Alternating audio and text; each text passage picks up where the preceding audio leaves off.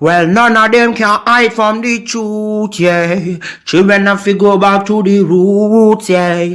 None of them can hide from the truth, yeah. Children have to go back to the roots. I'm telling you now, the truth, the truth. Telling you, yeah, the truth, the truth. You have to go back to the roots, the roots. Go to the roots, to the roots. Yeah, man, you know, this is Benjamin out of the Smiling Coast, West Africa, Gambia, representing for the one and only Abu, the big man you don't know, the Soninke warrior, the man that brings the truth, Soninke warrior, the sign of enlightenment, the Soninke warrior, the righteous and the true African. Abu, reveal the truth to them, you know, no matter how them try to run from it, because none of them can hide from the truth, yeah. Yes, we have to dig back the roots, yeah.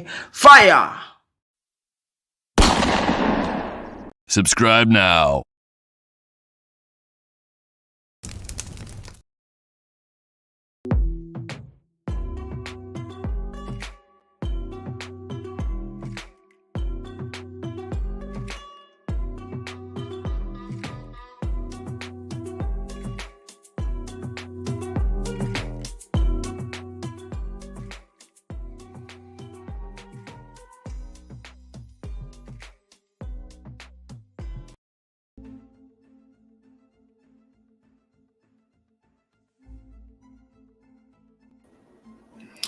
Ladies and gentlemen, welcome to the Afridamus Report. I'm your host, Afridamus.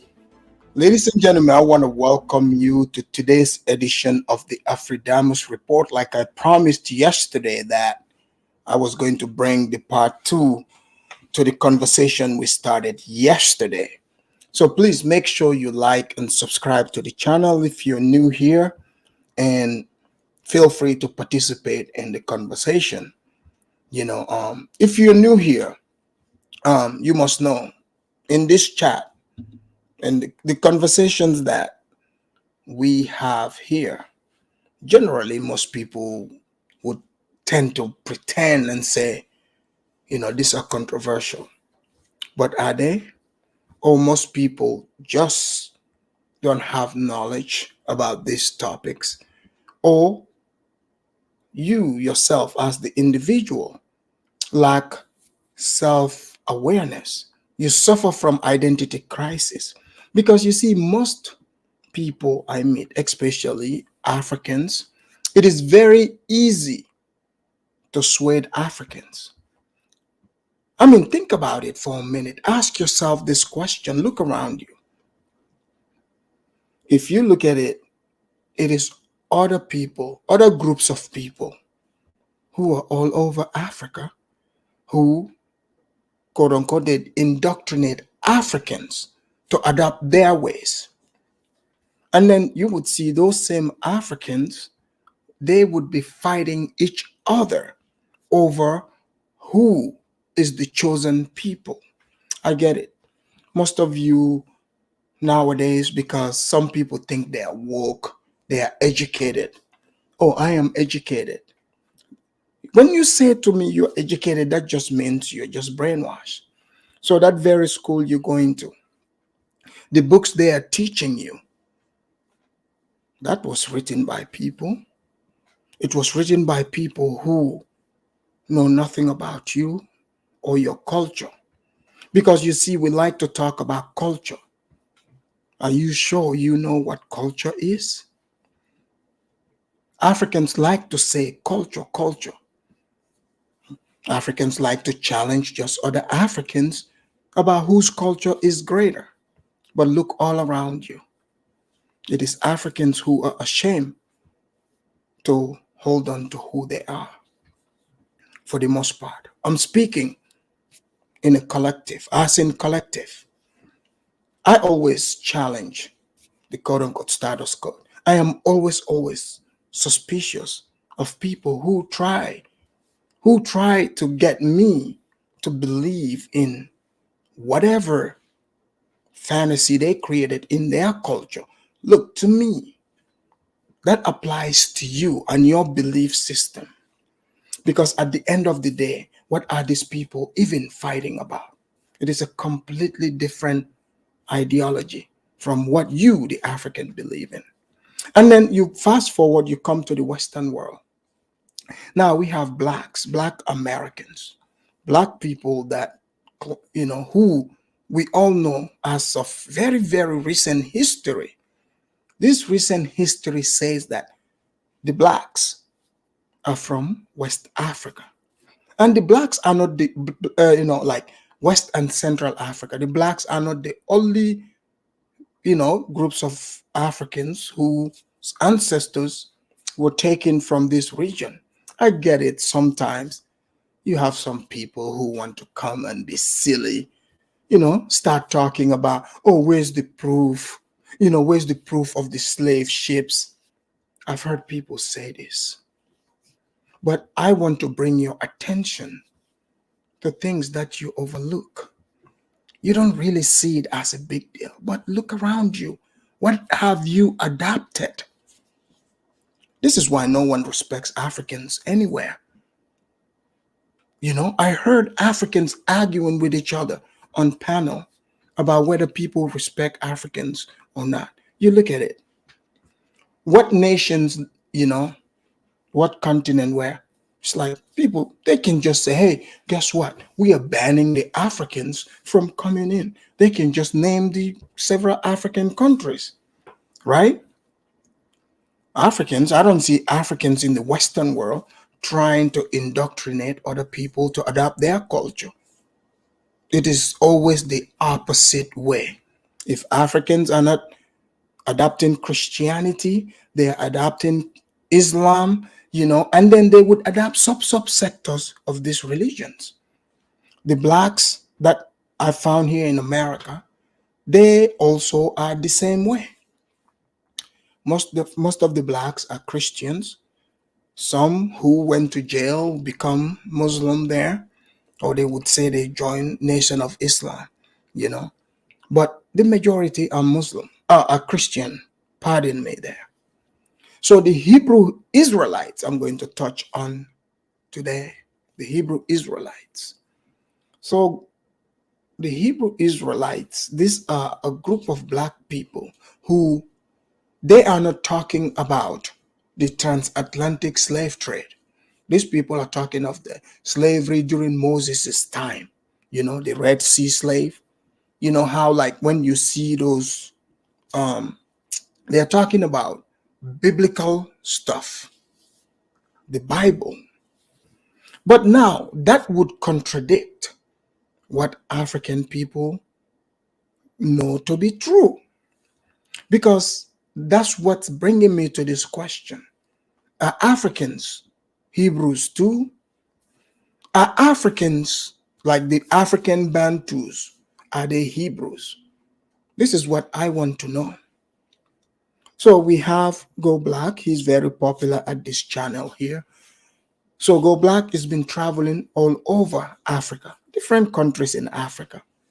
And sometimes he would be the merchant of spreading, depending on what country he's in. If he's in South Africa, he would try to sell to them that they are oppressed and it's about racism.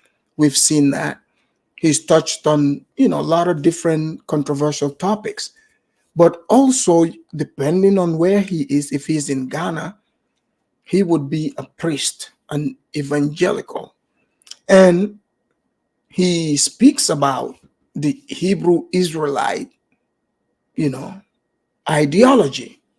Sometimes it seems like it's in passing. But now, through Kyrie Irving, the NBA basketball player, if you're not aware of the story, I will give you the story. So Kyrie Irving, he plays for the Brooklyn Nets. The Brooklyn Nets. So Kyrie Irving, tweeted a link about a movie called, Hebrews to Negroes.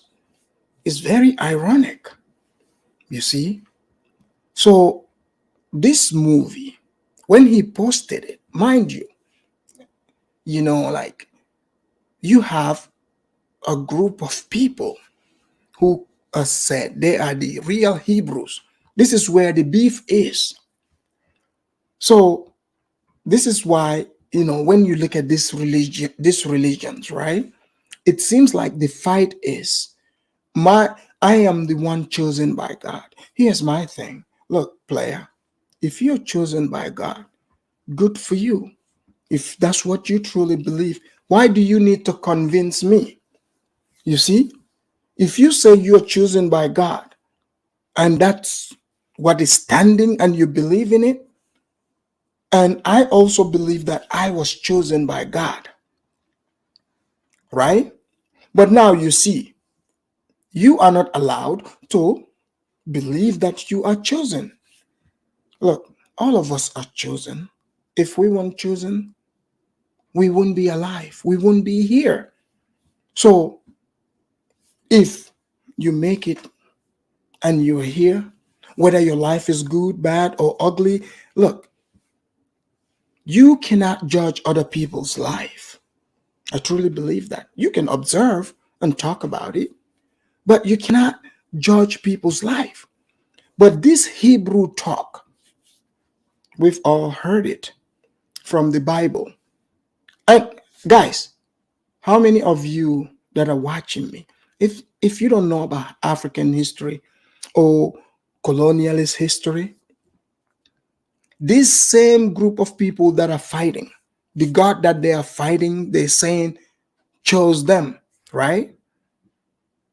These people have used their own ideology to wipe out entire populations, all in the name of being chosen by God. So if these people think differently, therefore you have to wipe them out. So Africans are not the ones going around trying to get people to participate in their program. It's from the Arabs, the white people. So basically, we are just like, hey, these two groups of people is like the Bloods and Crips. You have the Muslims, the Jews, these people, they have their beefs in the Middle East, right? So you have some blacks who pretend, and now they are trying to say that Jesus himself is black. Look, I get it. He might not be Caucasian, but now talking about this man is black and you're pointing the location where he's from, at some point we got to be a little bit, realistic. If you believe that you're chosen by God, stand your ground and move with that. But now you got blacks in America that are refusing. They say they are Hebrews themselves. Because you see, some blacks accept slavery.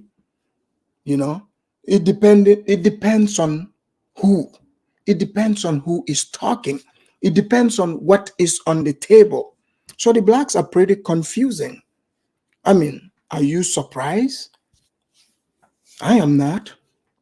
But now, Go Black travels all over Africa. He touches on all kinds of topics. So this is why here we will be talking about even the conversation from yesterday, the African corruption. I want you, the African, to see and think for yourself. Don't just go along. Question things. Trust me, you will be shamed. You will be attacked. I have. Even, in fact, I have been in classes, 13th grade classes. Some of you called it college, where these people, one time I had this conversation with a quote unquote professor, this quote unquote professor. And what was the topic?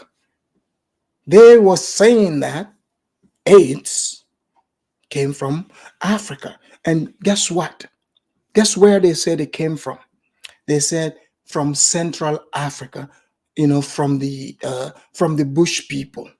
And I'm sitting there, I'm listening, right? So now, because most Africans or other people, they just go to these classes because they want to have good grades. This is not a big deal. But to me, look, I'm not going to just swallow this, because these people that you're calling the Bushman whatsoever, You are accusing them because they're not here in this classroom to defend themselves. But now, not only are you accusing the Bushmen, quote unquote, now you are attaching this to entire Africans. And I raised my hand. I said, hold up there, Madam, quote unquote, professor. I said, can you explain to me how the Bushmen transmitted these AIDS? Because you see, let's both agree, the Bushman doesn't travel, right? She agreed. I said, so how did the Bushmen, transmit these AIDS? She said the Bushmen ate the green apes. They accused the Bushmen of eating the green apes. I said, good. I said, how long have the Bushmen been eating these green apes? She said, oh, millions of years. I said, good. I said, now you tell me, how come the Bushmen, this AIDS never, was never found until 1981, and it was found in the United States of America, white country, and it was discovered amongst, homosexuals. So now, how did the green ape, the monkey, because now they are accusing the green apes of Central Africa of being the one that came with the AIDS. But now they found the AIDS in the United States. So I question these things. I question it. But you see, some Africans, they just go along. They're like, oh, yeah, yeah, these people are smart. Are they? Are they? You have to look at how things are being presented. So that's why even the Pan-African talk, if you look at it, what is being pushed here, go read about the colonization of Africa. Go read about it. So when I explain these things, some people are butthurt. They're like, oh, you are against unity. Because you see, the fact of the matter is, me, I am an African. I am not confused by that. Not at all. I don't see myself as a Hebrew, whatever. I am an African, a proud African. I would always claim that. You see? So if somebody else believes that their God is greater than my God, because see, if you could convince me to join your group, your ideology, obviously, sure, your God will be greater than mine, because that would mean now I would have to try to adapt to be like you. See, when you try to be like somebody else, you lose your identity. You lose your identity. So Go Black, to me, he is very confused. Sometimes he sounds like a Hebrew Israelite evangelist. And if you are not aware of the Hebrew Israelites, they do not believe that they are Africans. I don't know if you know this. This is not just internet talk.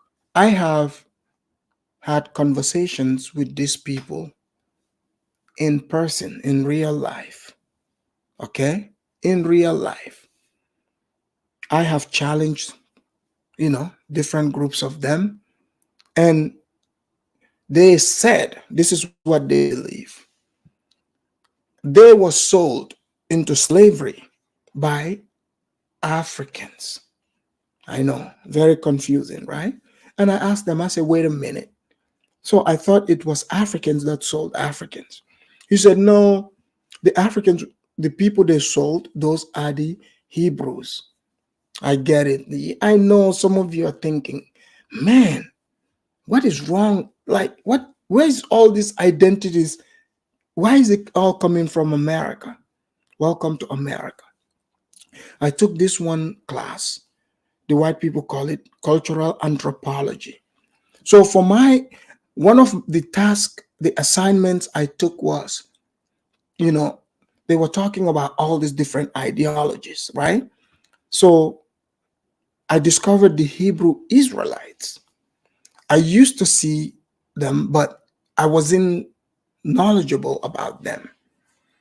So, but in this cultural anthropology class, you can learn about them. So I found it very fascinating. I said, interesting. I would like to take the time and go meet these Hebrew Israelites. And I went to downtown and they were there. The one guy is reading the Old Testament, another is interpreting it, and the chapter that day they were talking about how the white people are the Edomites, how the Edomites will go to hell, right? So then the conversation came, it came about the 12 tribes of Israel. And I asked them specific questions. Did they believe in the transatlantic slave trade? Because they are not talking about the transatlantic slave trade. They would quote you Deuteronomy, Genesis, they will quote you Exodus when Moses freed the Israelites, the Hebrews, from the clutches of Pharaoh in Egypt. But as far as we know, what to be true is the blacks here in America were taken from West and Central Africa. And that was after, Moses freed his Hebrew people from Egypt. We know that to be true, right? I get it. Some people would come, they would say, that did not even happen. Okay, fine.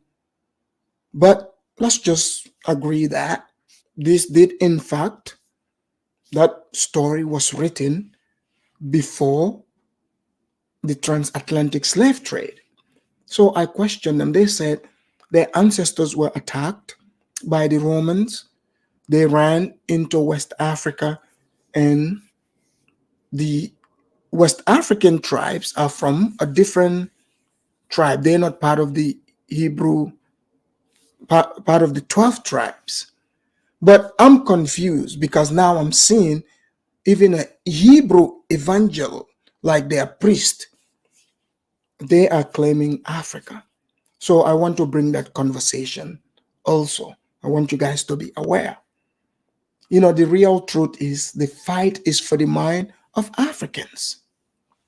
Because Africans would go along with anything, it seems like. I saw two Gambians debating online in the Gambian, Facebook area, right? Because I like to engage my Gambian people. I like to see what is going on. You see, that's how you keep up, And these two guys were arguing because I understand the mindset. They were debating about homosexuality. So, majority of Gambians are Muslim, right? So you have the one in Gambia, the other is in the West.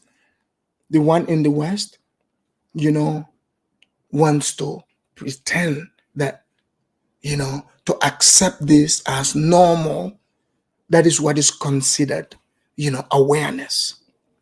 And he was very outraged by the Gambian who's in Gambia rejecting that lifestyle. He's like, oh, you have to be open-minded. So like you, the African, how come you notice these people you're open-minded to? None of them are open-minded to your culture because our culture accepts polygamy. You can marry more than one wife. But it is a felony, it is a crime to marry, more than one wife in America and in these Western countries. So you're telling me what our culture accept, that is an abomination, right? But now you're saying same-sex people, I should accept that. If I don't accept it, that means I'm not enlightened. So this is the problem. This other African who live in the West, he thinks he is smart. He thinks he's smarter than the one who lives back home. Hey, let me tell you the truth here. I'm not saying hate people. You don't see the real truth about love is to tell the people the truth.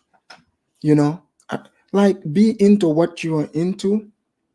But now I get it. You are in your, this is your culture, whatsoever. I'm the one here. But I'm not all of a sudden going to pretend like, yeah, I'm into this. I'm all into it. If you ask me my true belief, my principles, I don't think you're going to like my answer. And trust me, it is not about hurting anyone's feelings. That's just the principles, the tenets of life. You see, look, you cannot defy gravity. You know, you can say, you can pretend not to believe in reality, but let me tell you, reality would hit you and it will hit you hard. Now, let's talk about the corruption in Africa. I want to finish the conversation from yesterday, the conversation between Go Black to Africa and Mark.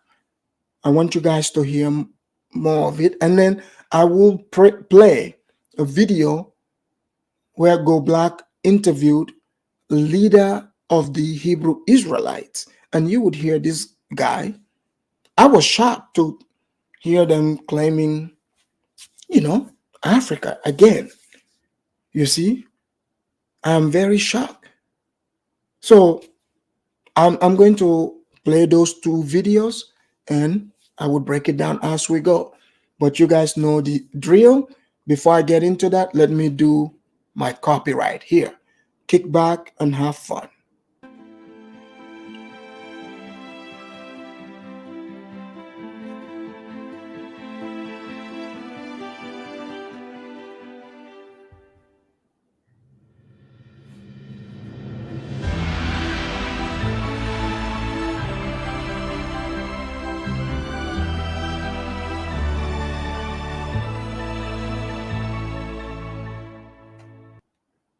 All right, we got that out of the way. Now let me go from where we stopped yesterday. System put in place to keep those from purchasing. Well, no, everybody can walk out with a car. Everyone, Because but the black people are most likely not to be able to. No, they'll walk out with it with a high interest rate. A very high. You can get any car. I found that out Is from that you just want it? seeing people Pay dirt more. poor who will pay 21% interest, and the bank don't mind loaning it. So black people do have to pay more for a lot of things. They do have That's to work hard statistically because known. now we have to prove ourselves, even in the workplace. You want to go higher as a black person, work twice as hard because they are already looking at you like your people are known to be lazy. Your people are known to be a little less educated. Your people are known to be this way. There's no way on Powerless. earth we're going to go ahead and give you the same opportunity because we know you. Prove us wrong. That's not every white person, every other race is saying, we're racist and we hate you. A lot of them are. But most of them have an ideology of prove me wrong. I proved so many white people wrong in my life. I walked into interviews. So guys, I want you to remember this conversation because you will understand as I play Go Black's interview with that Bishop Nathaniel, because the fact is I have brought this topic back to back where there are people walking around. It's a lot of burden if you're walking around, worrying about who hates you and who doesn't hate you. One thing, most people they might look at some Africans and be like, this African is so dusty. But you see, I notice you might look at some Africans and think they are the dustiest of the dusties, but their confidence level is out of space. That's because you see, you want to impose your insecurities upon someone based on in your own ideology. I'll tell you right now, the people, the Africans you consider not educated, those are the ones that seem to have more logic somehow.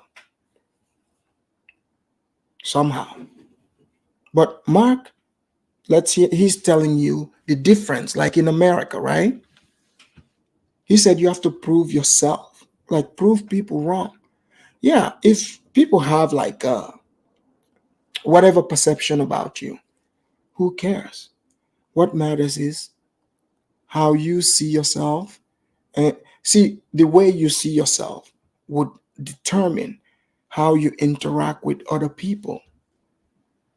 Hey, sure, they are free to hold a position, whatever position that is. But now, would you allow them to implement this on you? You have to you have to have program, or you will be programmed by others, just like a remote control. So there are like Kidola, right? He's talked about Go Black being a Hebrew Israelite. And there are some of you here that are even watching. You guys are like, man, he's always flip-flopping and stuff like that. Sure. If you, at the end of the day, it seems like a lot of religious ideology. The religion he's pushing, which is in a nutshell is Christianity, but they want to turn that same Christianity into blackness. Like, come on, how does that make sense? Because 1 minute that religion is detrimental to blacks and Africans. So you think, okay, now you're gonna hijack it and paint the color and tell Africans, sure, now you can run it. That sounds like bootleg to me. You see? That sounds like bootleg to me. And I hear many of these people who themselves grew up as Christians, they go to Africa. They are so hypocritical. You grew up on the same Jesus, white Jesus, you go there and pray. And then they go to Africa, they act shocked. Oh my God, I cannot believe that I saw the statue of white Jesus. Are you kidding me? Are you serious? You grew up with white Jesus. You're the one that is traumatized by quote unquote white Jesus. You see, until people start waking up and realize that, look, your history is not the same as everybody else's history. And your history would dictate how you interpret, life. It would dictate how, you see situations.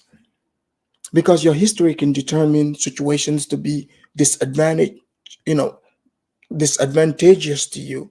But that could be, advantageous for other people. So it's all about your understanding of yourself. Who are you? Who are you? So we cannot deny that most of these people were not trying, they're still doing it. They are lecturing to Africans. First, it was the Pan-Africanist thing, and now it's religion also. The Pan-Africanist, the race thing, trying to convince Africans to hate other groups of people, hate, which means hate would weaken you. Because why would you, use up your energy to hate anyone? Why? It's a waste of time, hating other people would never ever empower you. It will only eat at you. It will only take from you. So if someone wants to hate, be upset at me for not hating somebody because they hate them, which brings me to even like Kanye West. People are upset. Oh, we can't believe that he doesn't hate Hitler. You do realize if other groups of people are crying about Hitler, let's be real, the United States of America is a representation of the same symbol that Hitler represented for the Jews that the United States represent for blacks. Yes, some might say, yeah, the blacks were not put in oven, but let's go through the history. So you're telling a black person, you do not have the, you're telling them, oh, just hate just only America. Hate America. But, you cannot, you have to come back, and hate Hitler. You can only hate Hitler. But bringing our history, not me per se, I'm talking Kanye's history, as his ancestors were brought here as slaves. Think about that. I get it. Even myself, some might say, Afridamus, why are you talking about slavery? But don't you think it's kind of weird how you are convincing this man that, no, you know what? Your history, which your ancestors were brought as slaves, they were walked like machines for years. For years, right? For free. Now you're like, you know what? Hey, check this out. We gave you opportunity. Hey, Blackie, what are you complaining about? How can you hate America? We gave you Thanksgiving. You can eat turkey, ham hock. You can look, you be a proud American. But you know what, Blackie? Let me tell you something here now. You cannot think for yourself. You cannot see that what happened to your ancestors is messed up. That was such a long time ago, guys. Come on, guys. That was such a long time ago. I'm just trying to get you to see the hypocrisy here, people. I'm trying to get you to see the hypocrisy. Because I've been seeing a lot of things. It's got me thinking. I said, you see what these people are doing? And they have a team. And this team, because they've got you indoctrinated to believe in the color thing. But you see the people that are attacking black people, suppressing the mind of black people, is other black people. They've put their bootlegs in front of you on television, and there is nothing these people will not spout. Let's just be real. And some people come, they start telling you, oh, I'm just doing my job. It's all about the job. Oh, really? It's all about the job, right? How come your job is only effective and so good when it's against black people's interests? Have you noticed that? I'll give you an example. Stephen A. Smith, the sports guy I talked about here. This guy is the wokest guy ever. He used to pretend to say he's pro-black. But they showed the Cowboys owner, Jerry Jones, America's team, right? They questioned him. They said, they've always questioned, how come he's never hired a black, a black coach? Even though, like, I understand it's capitalism. If he can find a black coach that can get him to win, he would hire. But you have to look at the man's history too, right? And people have been poking at this, questioning it. They're like, man, you know what? Something is not right. So have you guys noticed Bill Cosby? You guys know Bill Cosby, right? Did you guys know they came after Bill Cosby? He's an old man. And they said, you know what? Bill Cosby put pills in women's drink back in the 70s. And, this quote unquote, these women came out. They said, yeah, Bill Cosby did this. And in fact, Bill Cosby admitted to it, right? So just because he put the pill, it wasn't a rape. I guess back in those days, that's what they were into. You can go read about it. These are weird Hollywood people. They're into all these, deviant behaviors, right? But mind you, it was consensual. Like these women, because, when they say this feminist, when they say female empowerment, a woman can do whatever a man can do. sexual liberation. But are these women really sexually liberated? Now they are saying, oh, Bill Cosby convinced them to take the drugs. But my point is, they came after Bill Cosby about things that they said happened, like you would say such a long time ago. You would think, right? They took Bill Cosby to jail, and Bill Cosby he's blind. Can you imagine that? Totally fought the man and destroyed him.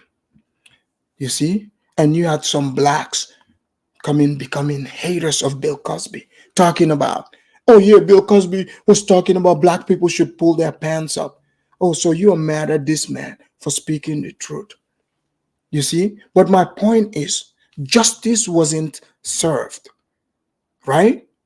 People like Stephen A. Smith were mute.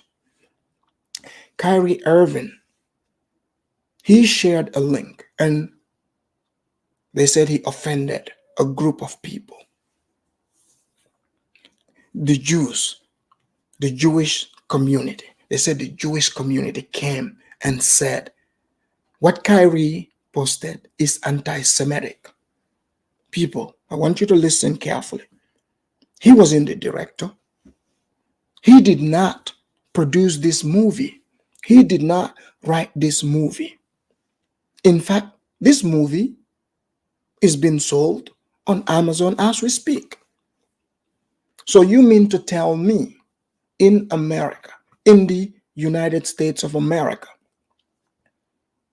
so the freedom of speech only applies to everyone except you, but you are allowed to write, direct, and produce movies, slave movies,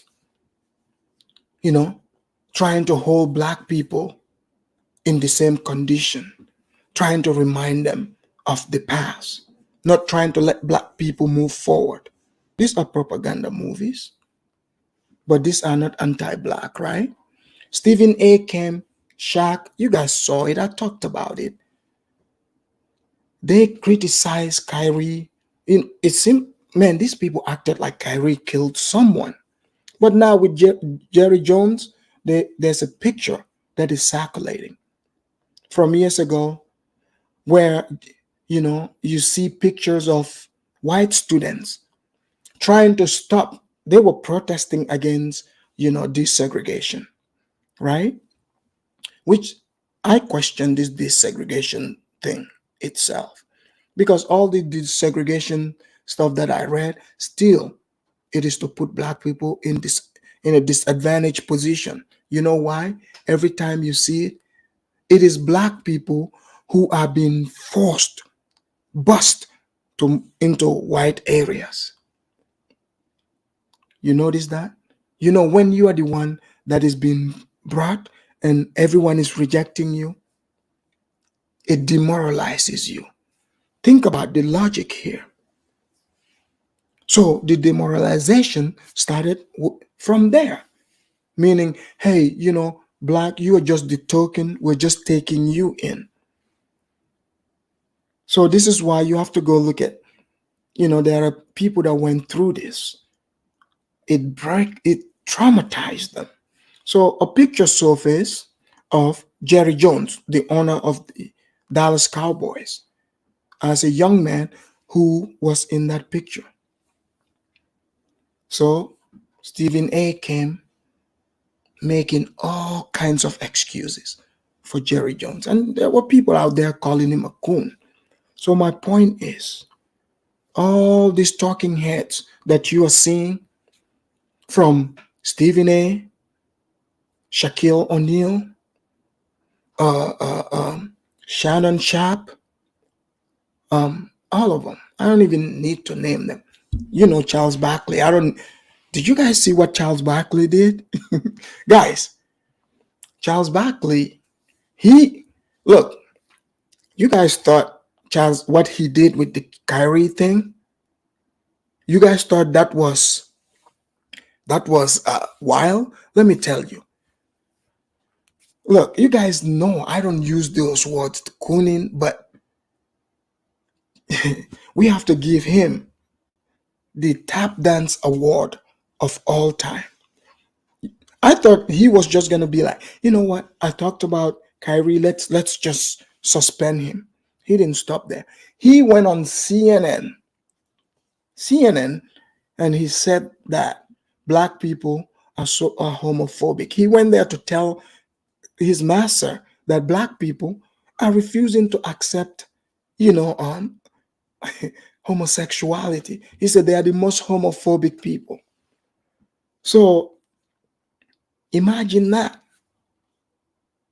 Imagine that. So, okay, Charles Barkley don't want to speak for black people. Why do you want black people to go along with you to support, something that's a lifestyle? Don't you think, black people have their own common sense? So that's what's happening. America, I get it. I get it. It's a messed up place, but you have to stay on principle. You have to stay on principle to see these things that I'm talking about. I'll allow Mark to continue. Here we go. I think there's 2 interviews in my life I haven't got the job. You get in there with personality, and how y'all doing? Y'all want to be a part of the conversation? Okay, I like the tie.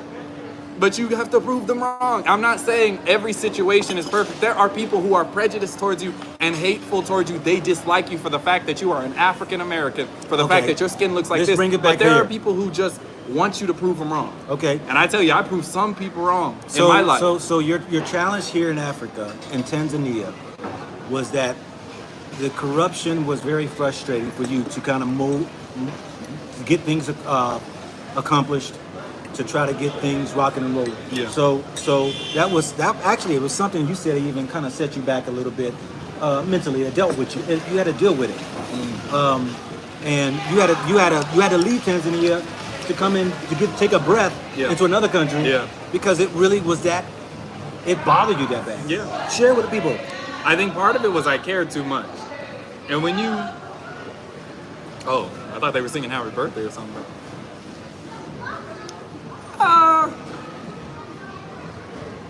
But go ahead, answer my question. How do I put it? Because that's a tricky one. Because it really is like a gradual thing. It's not all at once you realize it. It's over time you realize... How do I answer your question? Just tell it like it is. To be honest with you, the thing, like I said, the thing that bothered me, and this is a personal thing, and this goes to anybody. When you want to do something and you see it's not working out, you get frustrated. That's all that happened. At its basic level, that's all it was. I had an idea, I had a goal, and I had an idea of how it was supposed to work out. Guess what? It didn't work out that way. Who's not going to get frustrated? Now, what you do when you're frustrated is the real question. Some people get frustrated and they leave. Others... See, this instant gratification, that's what's ruining a lot of people. Look, just because you have ideas, it doesn't mean when you decide you want to implement these ideas, it doesn't mean it's just gonna work out exactly like you planned it. You're going to face obstacles. Some obstacles you didn't take into account, but you have to be ready for it. This is normal. It doesn't matter, what the environment is. You will always have obstacles. If you have big dreams, they are not just gonna happen overnight. It's like this. Let me give you an analogy. Boy goes to school, high school. Back in the days when we were in school, there are people who they have these dreams. People have different dreams. We would sit under the big neem tree when the wind is blowing, cold breeze. I'm hearing everyone telling their dreams, how they would go finish high school, how they would get their visa, go to the white man's country, make all this money, come back and be king. I've heard this. But what people don't take into account is, yes, you're going to finish high school. You're going to have these dreams. You're going to be on this road It looks straight and narrow. What you don't realize is you have to pave your own way, because if you don't, you will suffer. Okay? It will take you a while. You're going to keep going, and that road is going to get squiggly. Sometimes it's going to look like you would never ever get to that destination. You want to get to the top of the mountain. You don't want to climb. You can't fly to get there. You have to climb. And climbing a mountain, you're going to get bruised up. You're going to get cuts in your hand. I'm basically just telling you life. That's what life is. You have to have what it takes to overcome this. At the end of the day, that's what it's all about, overcoming it. But you see, in America today, and when I say to most Black people, like, you have no idea how much privilege you have. You are spoiled. You are spoiled. And they don't believe me. How many videos have you guys seen of people, Black American, going to Africa, crying, making videos crying? I've even seen one crying about snacks, like literally crying, because they didn't have their favorite snack. You are crying over snack. And reality didn't even come in. I saw that same person crying about not having, hot water. Oh, you see, now all of a sudden they see the white man's system as attractive. You see, the moment you're put in the driver's seat, where you have to come up with these plans, and not only coming up with them, you have to manifest them. Oh, now you're finding out it's not so easy. It's not so easy, but just because it's not easy doesn't mean you give up. You just realize, all right, it's not so easy. If you don't have enough knowledge, add your knowledge up. Go seek more knowledge about what you're trying to, achieve. But most of these people, they just run out because it's that American hype. It's not real. It's just a fantasy for most. That's why when Africa's reality hit most, they run back to the United States. It's so much easier for most. Can drive, take a drive through, go get your, your burgers, your KFC, Jack in the Box. For some, not all. And I don't want people to come here and be, oh, Afridamus, you're stereotyping. Anyone that says that, I'm talking about you. I'm talking about you. Because I've heard many, oh, I miss my fried chicken. You do realize you can get your own chicken there too and fry it? That's how lazy most of these people are.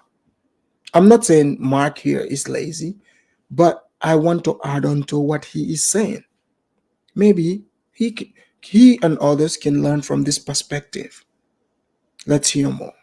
Get frustrated and they take a break. I got frustrated and I took a break. When trials come, you have to either face them head on. They say what? Be like water. Who's they? They, as in, okay, you're right. Let me specify. When trials come, you have to do one of two things: stand strong, or Run. Yeah, you can run. Let's think about it like people talk about spiritual warfare. Yeah. People talk about spiritual warfare. So let's put it in a perspective. All right, guys, I'll switch the video to his conversation with the bishop, right? With the bishop. So you guys, we can see, my question is, are Africans, the Bantus, are Africans now Hebrew Israelites too? Because it's confusing to me. All right, fine. Have you guys noticed all these identities? It is other identities being pushed on us Africans, but you are not allowed to uphold your identity. The moment you uphold it, oh, you guys are so tribalist. Oh, so I should say I am a Israelite, right? Hebrew. So I've seen conversation where Go Black was asked if he is a Hebrew Israelite. He said, "Oh, I never said I was," but somehow the Hebrew Israelites seem to, find him, and him. He's talked about this. He seems like, to me, he's an evangelist, like going around Africa eventually to promote this ideology. Because if you look at it, they have even the Mormons. There's a video that I saw where the Mormons are in Africa now, even in Gambia. They were invited there. So it's like everybody is invited. If you have an idea, you're looking for minds to change, sure, you would find them people in Africa. So this is no different, and these guys are saying they are Hebrews. So I'm gonna bring that video up. Give me a moment. I want to bring that video up, and you tell me, are Africans Hebrews? Are Africans Hebrews? Are Bantus Hebrews? The things you learn. Here we go. Him know through his studies, his research, and knowing his intellect, will be able to lay down some of these things that the Most High, God, the Creator, Jehovah, these names that we have put upon the Most High, that many of you are familiar with. So I'm thankful that I have Bishop Nathaniel with the Israelites, who is coming in here to share a wealth of knowledge about who he's with, who he is, and their mission and their vision. So thank you, Bishop Nathaniel, for being here with us. Please introduce yourself, and we can get into this whole interview. Guys, before you start, brace yourself, because Bishop here is going to take you in for a ride. So he's about to tell us who he is, so this is very, very interesting. I never knew Africans were Hebrews, but I'll let him tell us. Thank you for having me, Brother Neil. All praises to the Most High. I'm Bishop Nathaniel, Senior Bishop of Israel United in Christ. I founded Israel United in Christ back in 2003. And I thank you for the opportunity for allowing me on the show so that I can explain and expound our standpoint on the biblical text and what occurred during the Barclays Center, if you want to go that route. Oh yeah, we got quite a bit of things that we want to talk about, but before we get into that right there, you mentioned about 2003 that you were established, and being the I guess your IC, was it Israelites? IUIC, yeah. Israel United in Christ. Right. I get it confused with my wife. My wife is in the medical field, so I get the ICU, intensive care unit. You know what I mean? Yes, sir. Yes, but anyway, I remember coming in contact with you all probably about 11 years ago or so, and seeing you brothers out there on the street. And I'm quite sure many of people now, because you all have grown, and y'all, how many states are y'all in and countries currently right now today? Well, we're in 5 countries in Africa. We have about 50 congregations in the United States. And guys, did you guys hear that? They are in 5 countries in Africa. For a group of people who said they are not Africans, right? They said they were sold by Africans, right? Are Africans Hebrews?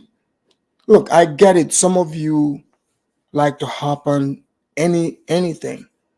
So this is no different than these other groups coming to indoctrinate you. So yes, look, people come to Africa to bring their religion. I remember, right? One time I met this Japanese guy. And how did I meet this Japanese guy? This Japanese guy, another guy brought him around because he has this religion called Rihano Hikari. I still remember. It's a Japanese religion. It's called Rihano Hikari. So this Rihano Hikari evangelist also came to Africa. And they're there for what? To try to recruit followers. So he befriended this guy who brought him to the neighborhood. So this guy came, they talked to us.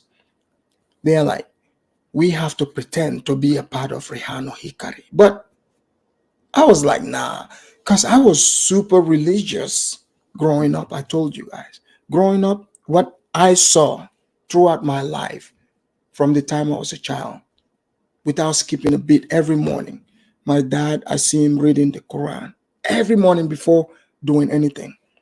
My grandfather, all this is so from a reading family, reading scriptures. So something else like, you know what? I'm interested in knowing what this Rihano Hikari is. So this man, they taught us their prayer. And I still remember saying, because God in Sama, Nida in Sama, Warira Jin Hekin Shai Michitamai. So this religion was formed by some Japanese guy who he had an accident, and I guess he prayed, and eventually, I guess it was a bad accident. He healed up.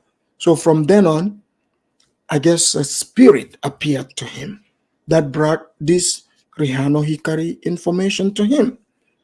Now he came to Africa and paid people to join this religion.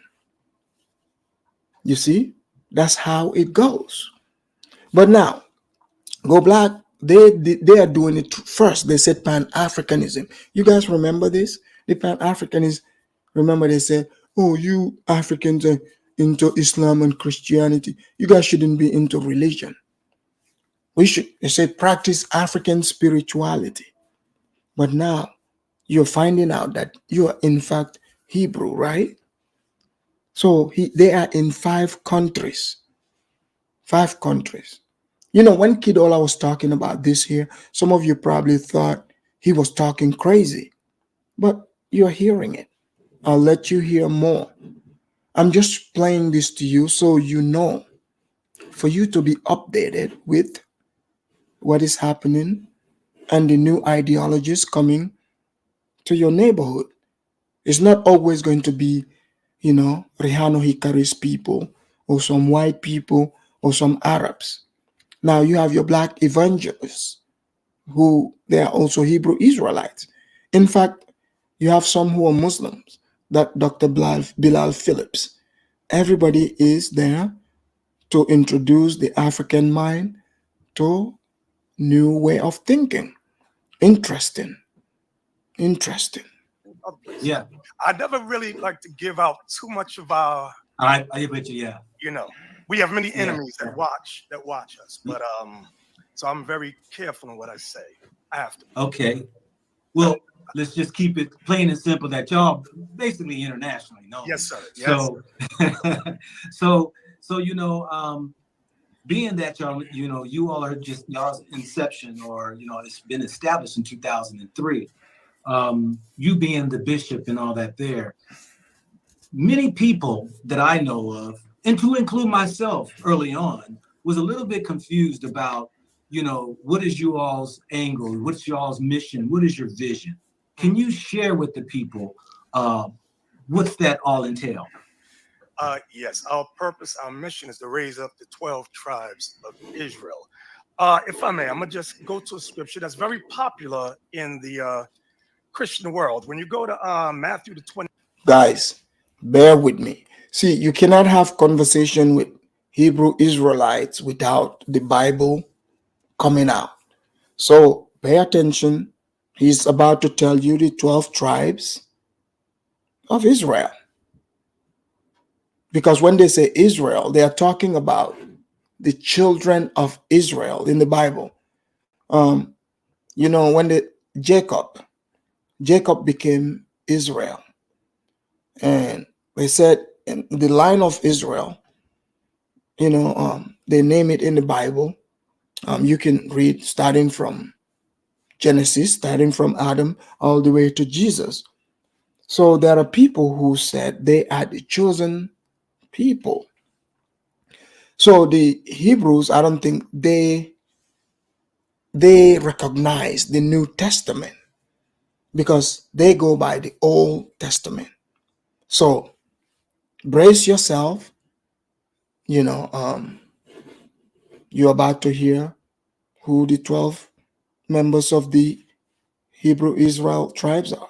20th chapter, verse 19, Christ said, "Go ye therefore and teach all nations, baptizing them in the name of the Father and of the Son and of the Holy Ghost, teaching them to observe all things whatsoever I have commanded you. And lo, I am with you always, even unto the end of the world. Amen." Now, upon reading that, many people go, "Oh, this is for all nations." Au contraire, mon frère. That's just the opposite. When Christ said, "Go ye therefore and teach all nations," remember, when Christ walked the earth, there was no New Testament written. Everything he said was based on Old Testament prophecy. For example, let me show you what he meant. When you go to Deuteronomy chapter 4 and verse 7, "And the Lord shall scatter you, the Israelites, among the nations, and ye shall be left few in number among the heathen, whither the Lord shall lead you." So when Christ came and he said, "Go ye therefore and teach all nations," he wasn't saying this is for everybody on the planet. He was telling us to gather the lost sheep of the house of Israel that had been scattered from the Assyrian captivity, Babylonian captivity, Persian Mede captivity, and Greek captivity. So, guys, are you hearing this? So, this history, all these people he's naming, the Greeks, the Persians, all these people, these are not Africans. So, this is Middle Eastern people, you know, Eurasians. These are not African people. So the man is traveling far and wide. He wants to be part of the tribe of Israel, I believe, from the Old Testament. But this ideology has been brought to you in Africa as well. I've started seeing Africans talk about this. So let's hear more. When Christ walked the earth, that was under Roman occupation. And that's what many Christians don't understand.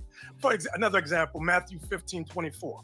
Christ said, "I am not sent but unto the lost sheep of the house of Israel." What makes us lost? We lost our heritage, culture, country now, language, identity. We've lost it all. Now we don't know who we are or where we come from. So our goal, our mission is to raise up those 12 tribes that have been destroyed and scattered in captivity.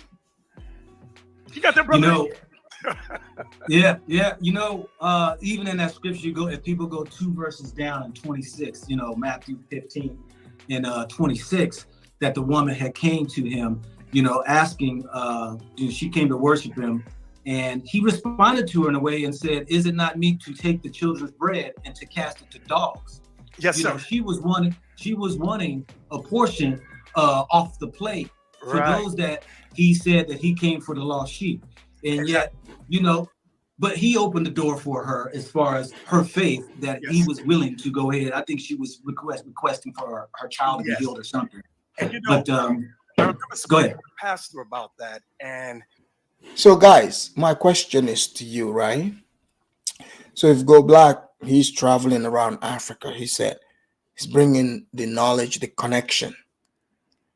Okay, this conversation, right?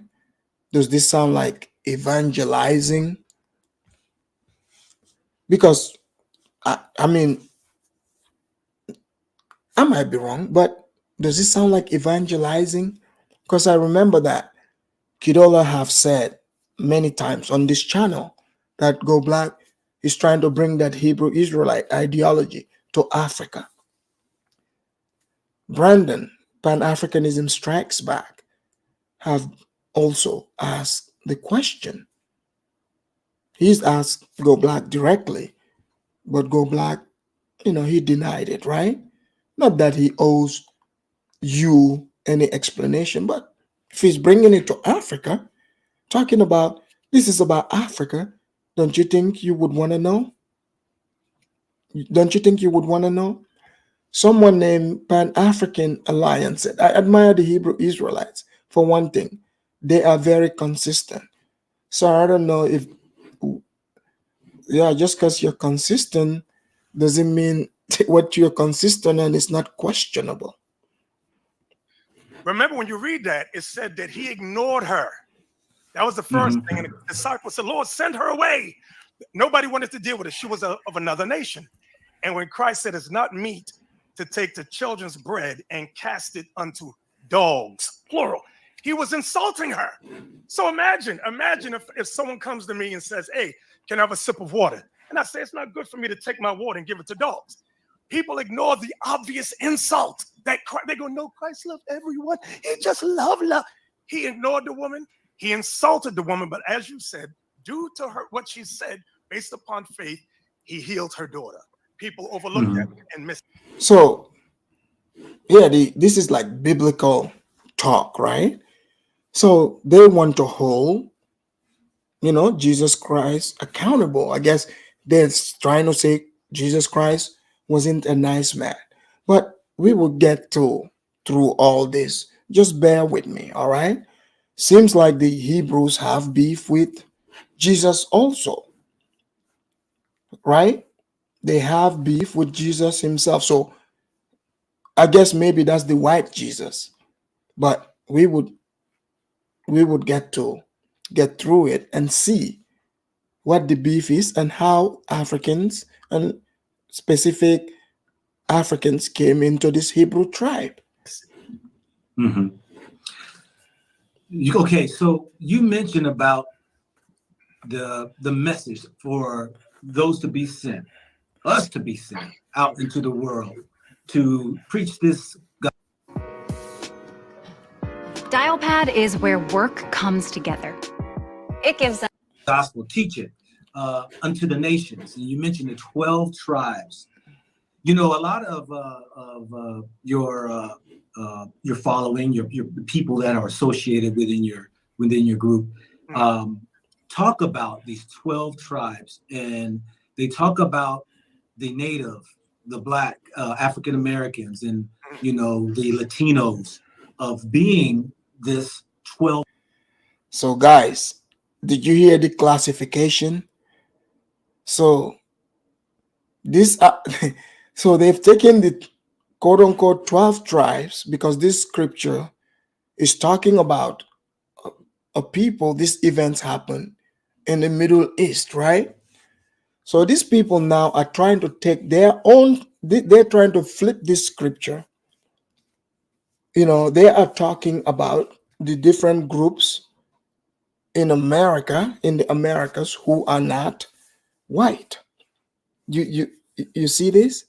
So obviously we know the Native Americans are not the same as Africans. So it's interesting, he said African Americans. African Americans. He didn't say African, because clearly there's a difference between African American and African. So let me put it back here. He specified it here.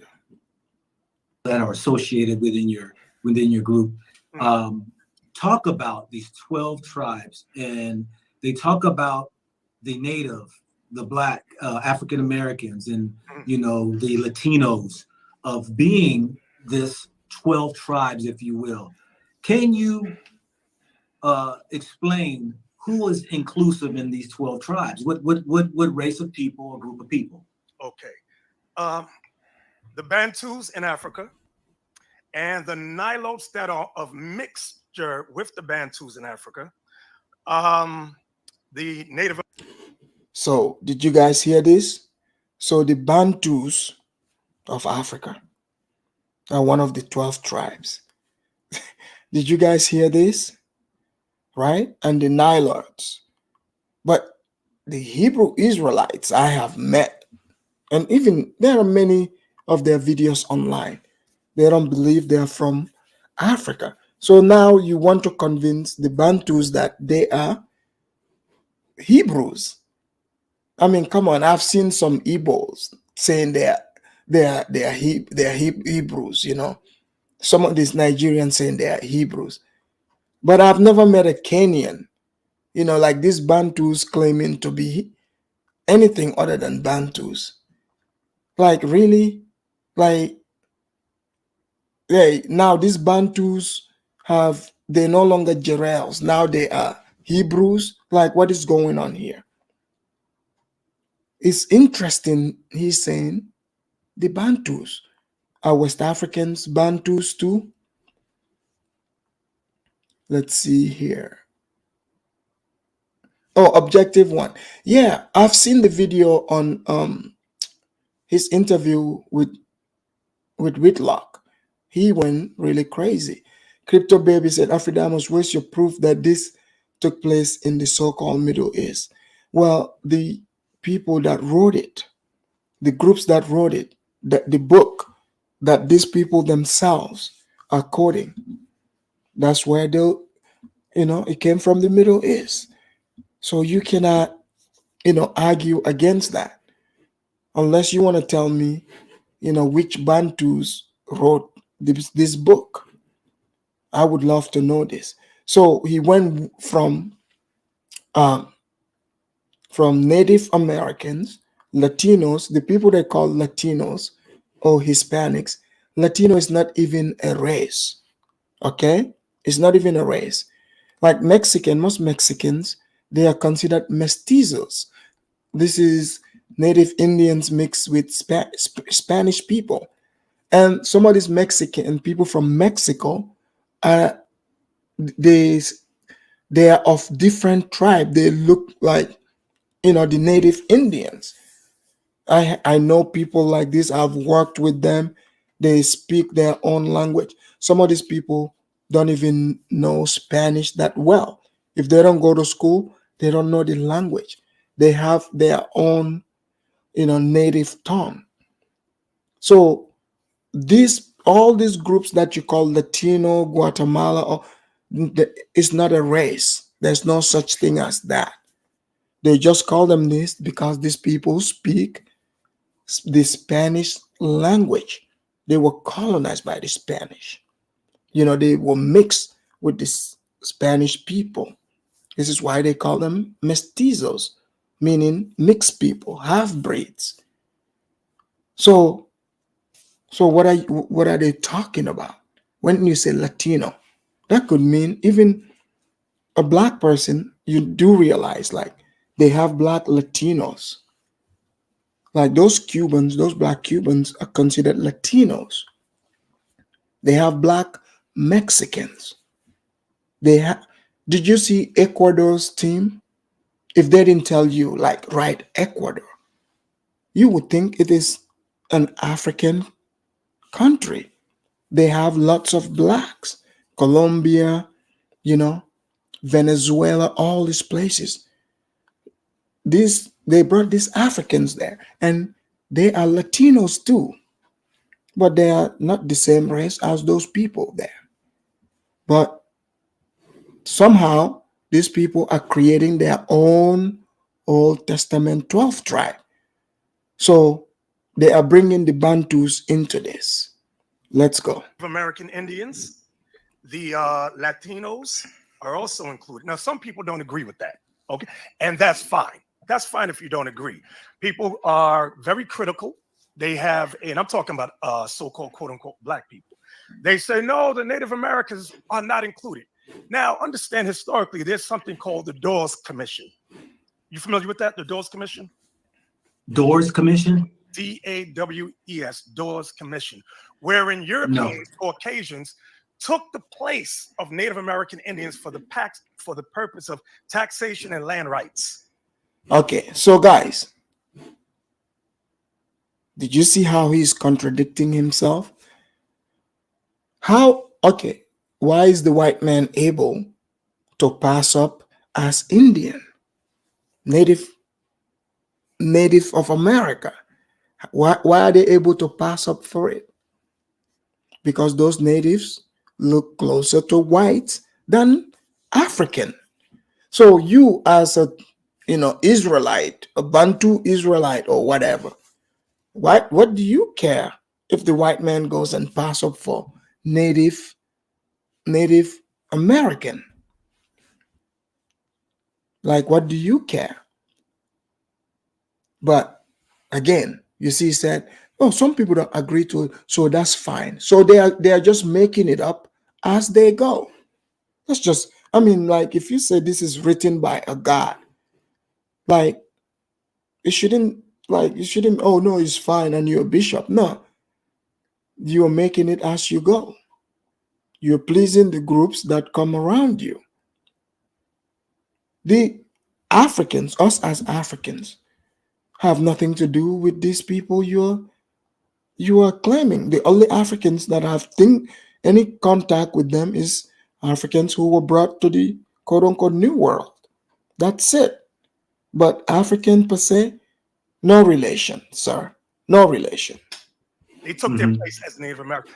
Nobody's talking about them. I'm not talking about that group. I'm talking about the original. Now watch this. I'm going to show you something. When you read Deuteronomy 28, right, in verse 15, this is when we were coming from Egypt, making our exodus to the land of Canaan in Northeast Africa, the land known as Israel today.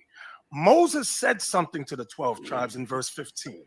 It reads, but it shall come to pass, if thou wilt not hearken unto the voice of the Lord thy God, to observe to do all his commandments and his statutes which I command thee this day, that all these curses shall come upon thee and overtake thee. So the first thing I want everyone to acknowledge is that God gave us commandments. These religions that we've been divided in, Pentecostal, Baptist, Mormon, Seventh-day Adventist, Jehovah Wickedness, all that's not of God. So now I'm going to read a curse, and I'm going to show you the Native Americans. Verse. So none of these are real religions, just his religion, which his group he formed in 2003. Sure, you are the one we should believe, right? So he went from Moses. Okay, guys, Moses' beef with Pharaoh, as far as we know, didn't that happen in Egypt? You know, when Pharaoh was telling Moses, they said Moses was telling Pharaoh, let my people go. That happened in Egypt.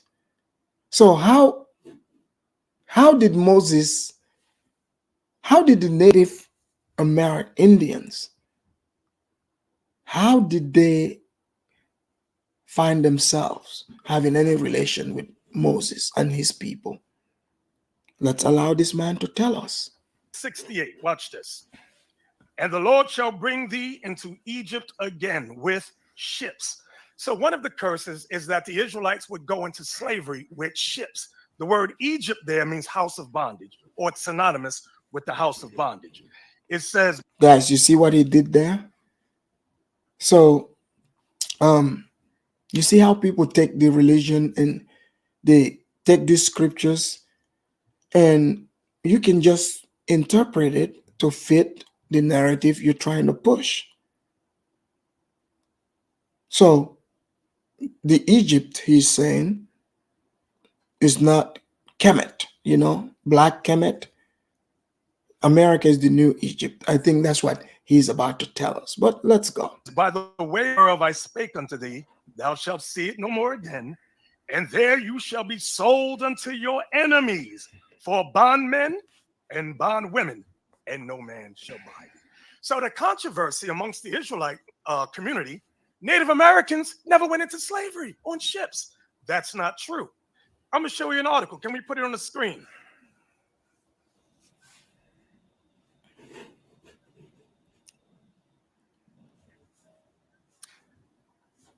Okay, if you look at the article on the screen, it says Mexican archaeologists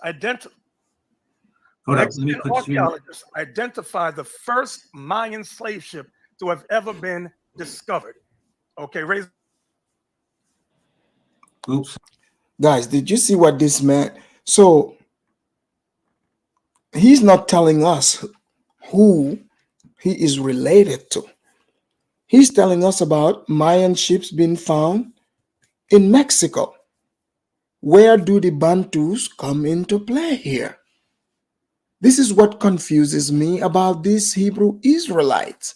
When you, even in person, when you talk to them, when they are giving you their narrative history about who they are, they would talk about everything except Africa. Except Africa. Like, remember, like the Olmec statue. They claim, oh, yeah, those are Africans too. These are Pacific Islanders. I see these people around all the time. They want to, this, large size nose, they want to attribute that to every African when Africans have different size noses.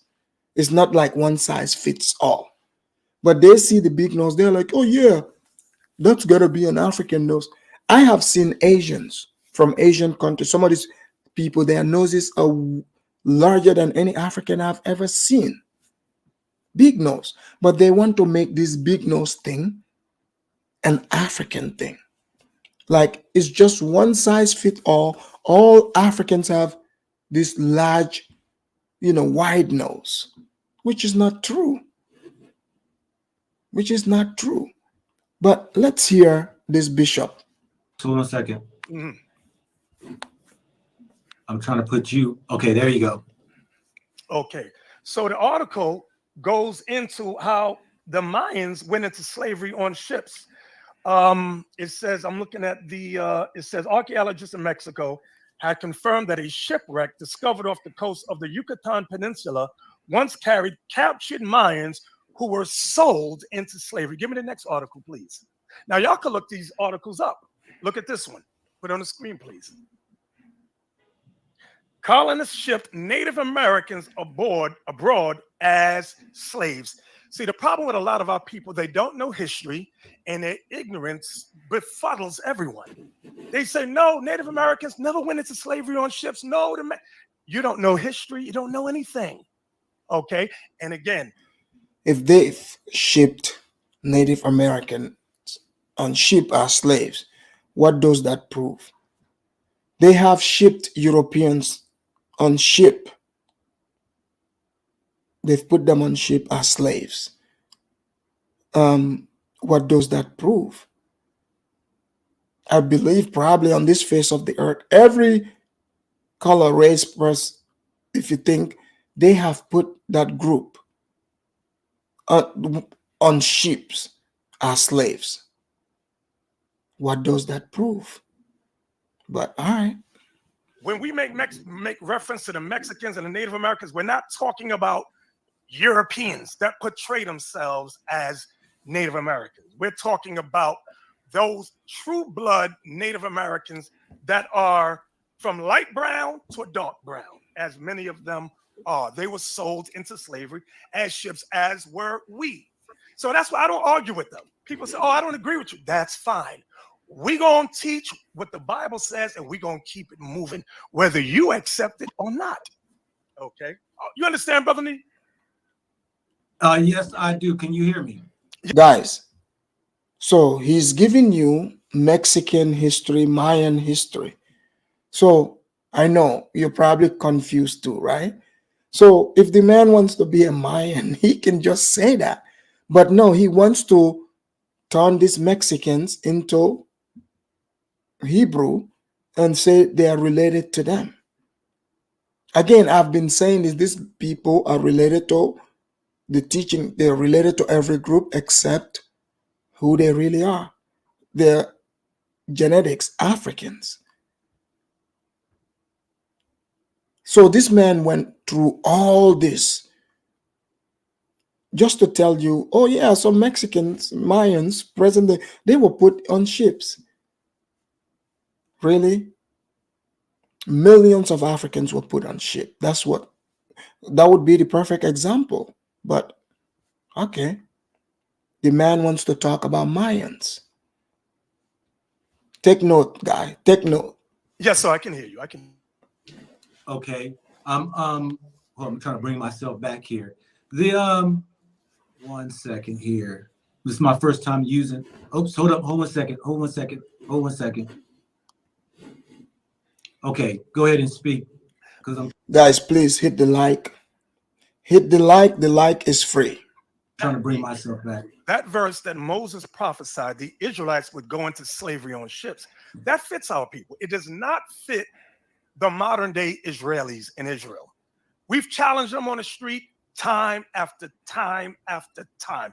Prove to us you went into slavery on ships. They can't do it. They fit none of these curses. They bring up, oh, but the Holocaust, that Holocaust of 1940 to 1945, World War II, it's not even found in the Holy Bible. It's not written. Yeah. But our Holocaust is the true Holocaust, wherein we went into slavery for over 400 years. Guys, so this is, imagine competing with other people to prove to you, yeah, have they been taken into slavery? Like these Jewish people are saying their people were enslaved in Egypt. You heard the story of Abraham, you've heard the story they've written about Joseph. He was even a governor in Egypt, all the way to Moses.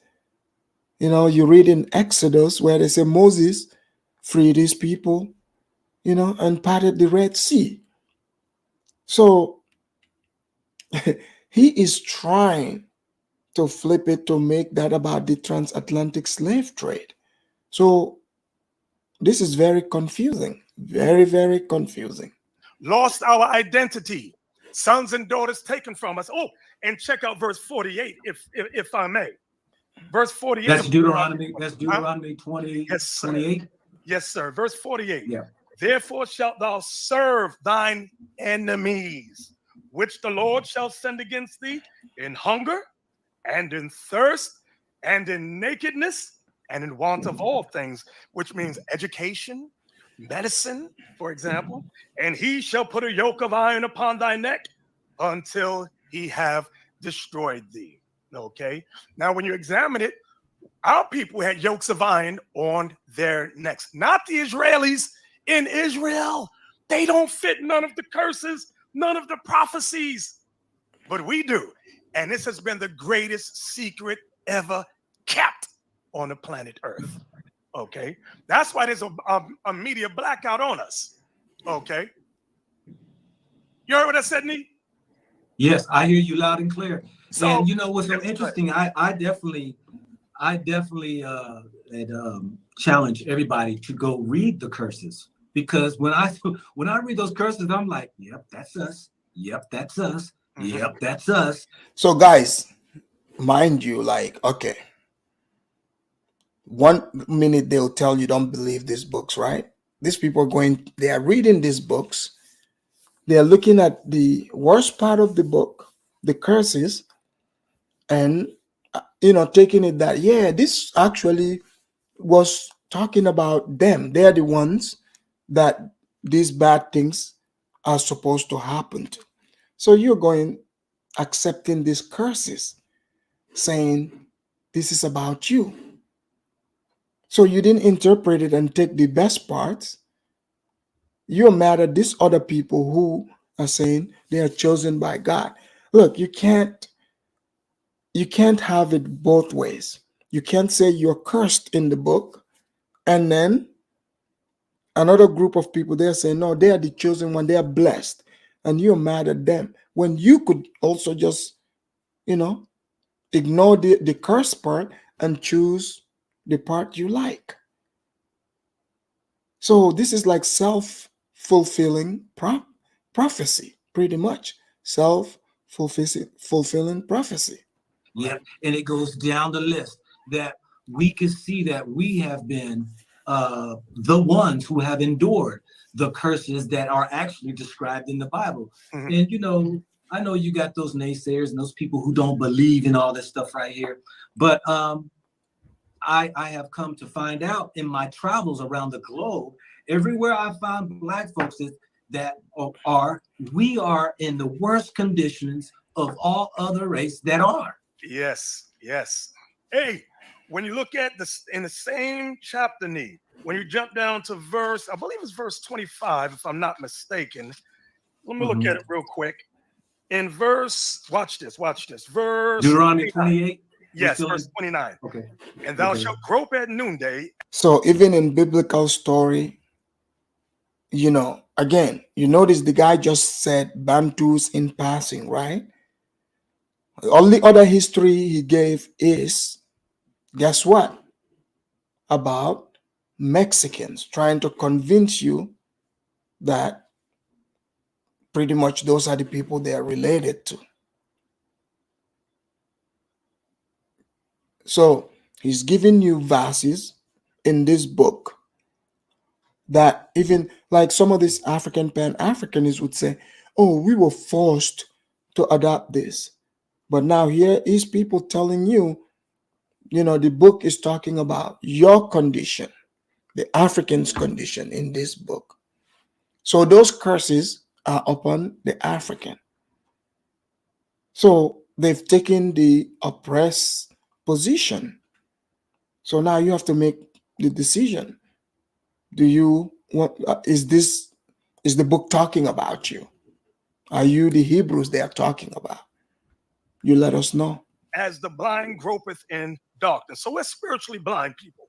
It says, and thou shalt not prosper in thy ways, and thou shalt be only oppressed and spoiled evermore, and no man shall save thee. So we are an oppressed people forever. For how long? Forever, ever, ever. This is why we're in the worst conditions. From here to Burundi, to Rwanda, to Iran, to Iraq. We are an oppressed people. Okay. And it said, no. So from Burundi, Rwanda to Iraq. So the people of Burundi and the people of Iraq are now related. Okay. So guys, so why then when people say, okay, all people are, you know, one human being, others get mad. So from Burundi, Rwanda, Iraq, you know, so yeah, the Africans, these people look just like those, you know, Iraqi people, you know, Saddam and his people. Yeah, these people are the same people. So unless if he's talking about the black Iraqis, but I'm not sure. No man shall save us. No matter.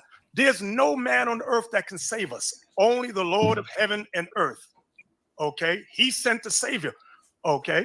He sent the Savior. And remember, he said, because we broke his commandments. That's why we suffer. So our goal, our job in raising up the 12 tribes is to teach them God's commandments, to return to the covenant that they are Israelites, that they must keep the commandments and have the faith in Christ, the Messiah, whom the world calls Christ. Okay, they got to learn this. They got to know this. And this is wherein we meet opposition from the Israelis. We meet opposition from them regarding this. You know, I say to people that who, you know, try to bash either your initiative in what you're doing, that, you know, I tell people, I'm like, you know, look, I remember when I used to live out there on the dark side of life, running the streets, being a drunkard, you know, running to women, being a liar, a cheater, a deceiver, having babies out of wedlock, you know, destroying my seed through the abortion clinics. Guys, I mean, think about this, right? Man, this has to be demoralizing. Like, imagine like the pastor trying to force the curse part for you to accept that. Look, I mean, you can't convince me to join your religion. At least, like, if you're trying to convince me, put me in the other category. But man, I mean, telling me like the list of all these curses, talking about I'm the one they're talking about. Nah, man, I can't roll with that. You see? I can't roll with that. So this man is all over the place. Clearly, the Native Americans, Indians, are not related to the people in Burundi, right? We're glad he gave specific countries. Look, even the Igbos, some of these Igbos that in Nigeria, that would claim to be from that are Jewish, right? They never claim the Mexicans and all these people.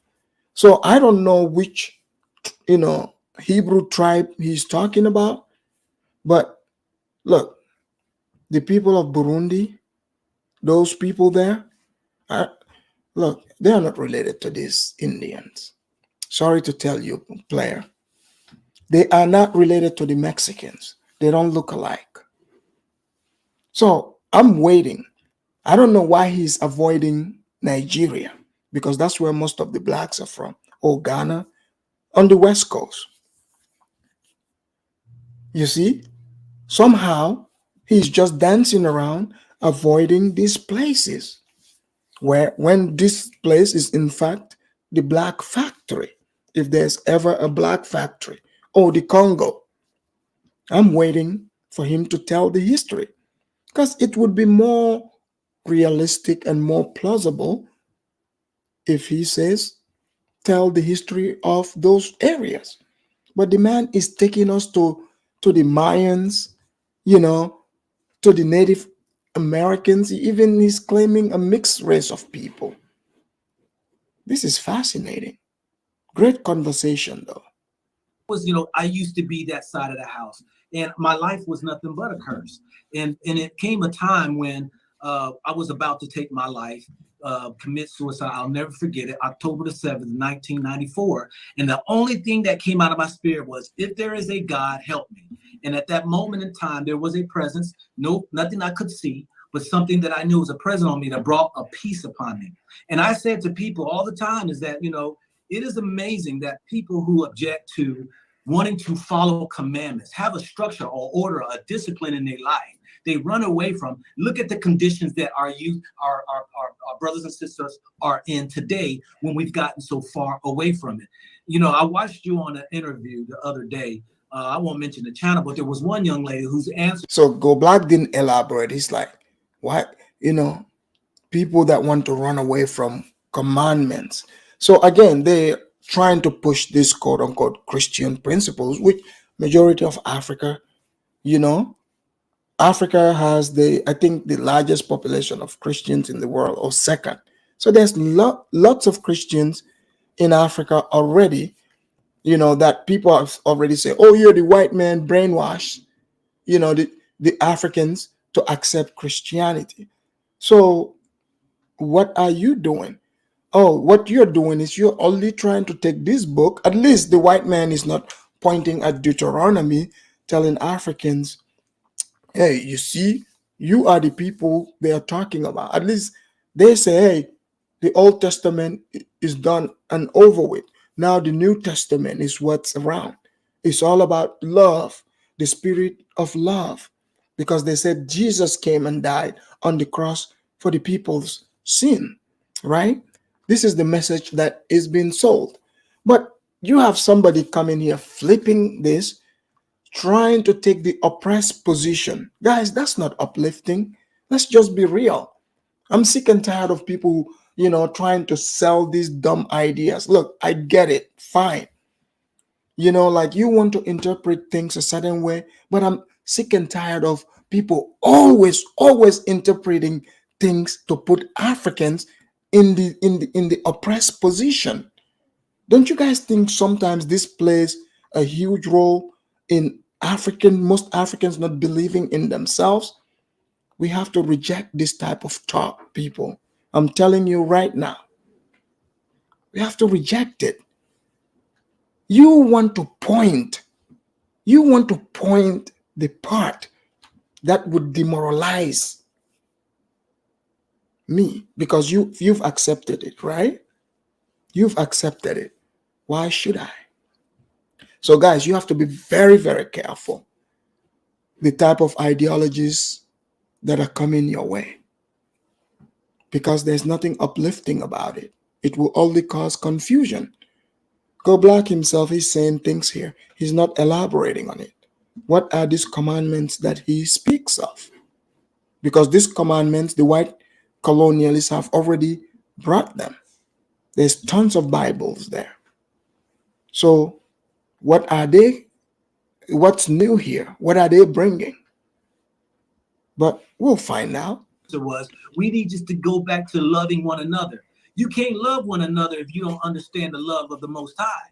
And my thing is that until you understand that, which is the foundation, then and only then you can be able to walk in the commandments, that you're able to have a standard of life to where you can achieve and be overcome where we are, what we see today. And that's what I like about what you are teaching and building in brothers and sisters. I hear and see how these young brothers are wanting to have a life of order and discipline and having a law, because you said, there are many who's come off of drugs, coming out of streets of crime, coming out of the streets of wickedness and doing these crazy things like me, myself have done. Please share with the people on these results and, the people that you are a leader of, share some of these positive things and people going back to these commandments. Yes. One of the things that I want everyone to understand, one of the misconceptions I found when I was growing up as a Christian is the concept of love. It's always seen as some feel-good religion. Oh, we got to love one another. What do you mean? Rub my shoulder, rub my back, kiss me, screw me? What do you mean by love? As I matured in the truth, I understood later on what. So when they say love, it doesn't mean, rubbing somebody's shoulder, or, everything is like people think physical. No, meaning, do not hate others, because hating other people is equivalent to murder. Because you see, people that commit murder, where do you think it begins? It begins in their mind. This is why you have to control your thoughts. How many times have you thought, you say to yourself, I thought, but you find out you are wrong? So this is why you have to control your thoughts. So that's where the love comes in. You have to treat everyone the same. You have to treat people fairly. Just because, like when you tell people the truth, it doesn't mean you hate them. You see? So you don't need to rub people's shoulders to exhibit love. No. Just have the spirit of love. Don't hate people, because it's equivalent to murder. But he's a bishop, and his interpretation of this, it sounds like he's promoting, like most Christians would say, the church of Satan. Because I hope he's not about to promote hate here. But let's find out. True love is when you read 2 John verse 6. And this is love, that we walk after his commandments. Anytime you read the Bible in the concept of love, it's referring to keeping God's commandments. And that's what Christians miss. They think love is, oh, I love you. I just want to rub your shoulder, rub you. That's not love, sister. That's not love, brother. Love is walking after God's commandments. 1 John 5 verse 3 reads, for this is the love of God, that we keep his commandments, and his commandments are not grievous. So the success story, we've had many success stories here in Israel United in Christ, meaning brothers and sisters who come, as you stated, from the dark side of life, even including myself, okay? Coming from the clubs, coming from the streets, coming from a life of crime, various things like that. Even those of us who come from a quote-unquote blue-collar background, some come up from a white-collar background. So this is interesting, guys. So this man talking about being oppressed is interesting. Let me read some of the comments here. Freedman Holocaust survivor said, white folks so lazy. They trafficked people to clean up after them, cook for them, even breastfeeding their babies. Ratchet and lazy. Yes, indeed. Audrey said, yo, these Negroes got too much spare time. They are clearly not oppressed. No, this man, in fact, his career, he used to be a police detective, police officer. Yeah, I know, a race soldier, right? Because, that's what, like when you go to some of those channels, if you were like an officer, they're like, oh man, he's a raised soldier. So the man was a raised soldier. So I don't see how oppressed he is here. A police officer that is representative of the government, right?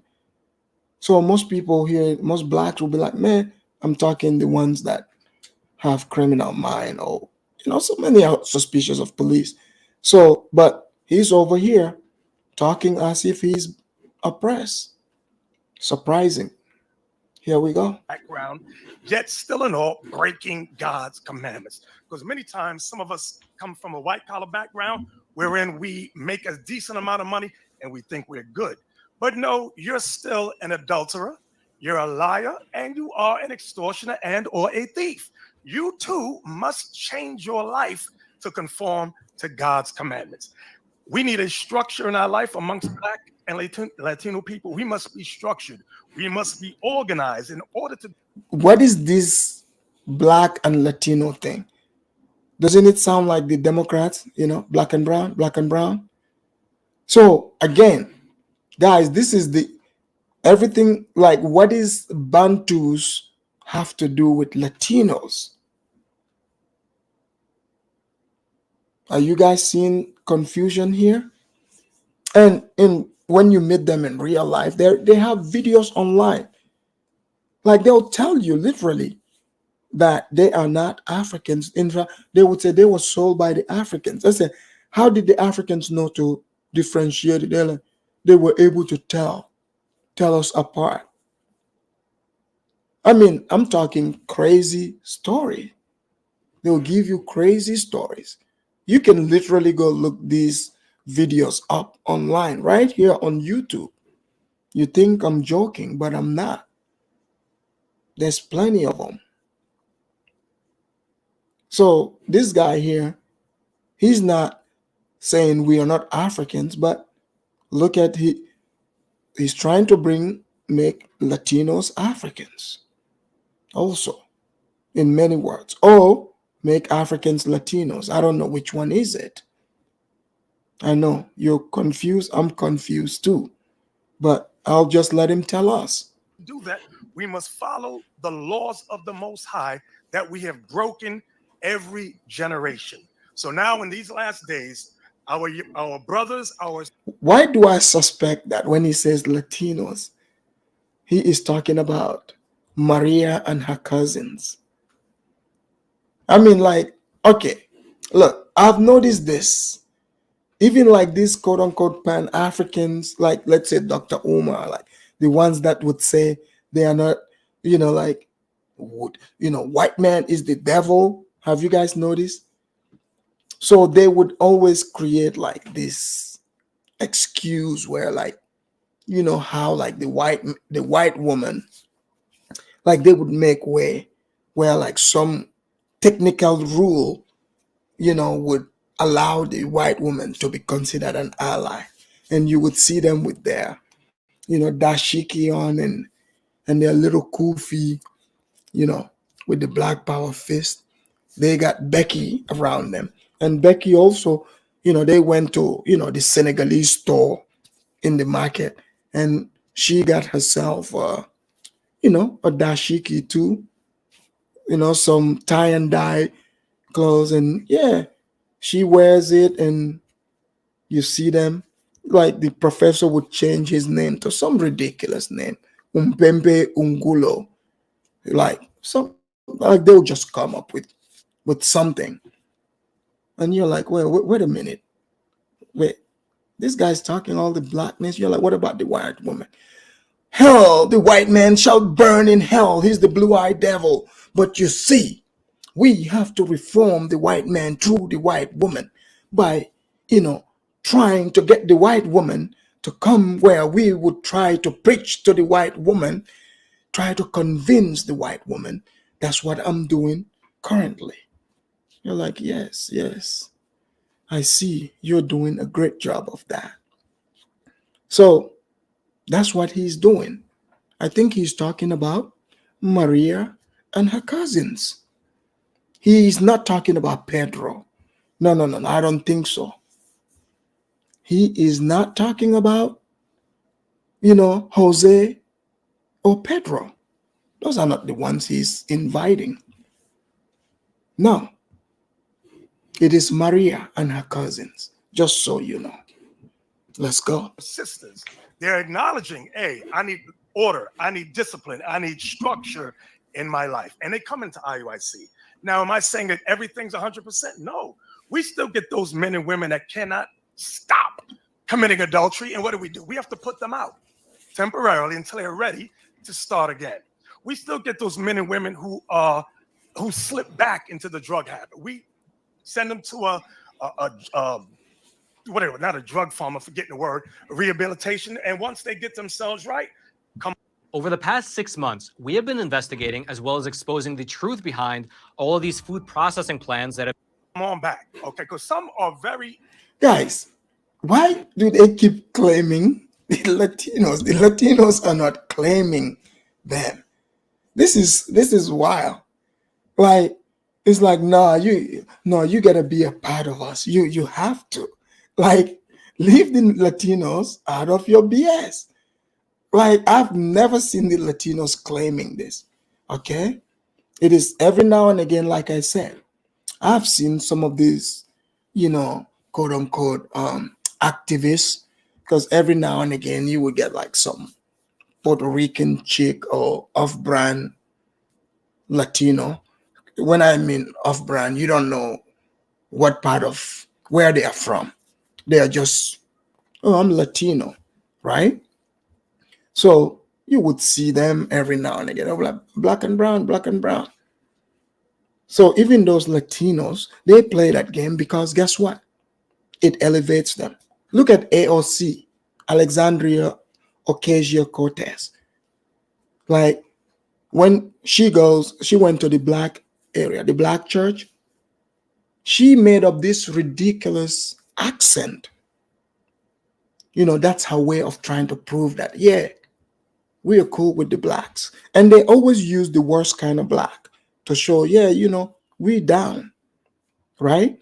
And then you get like Hillary Clinton.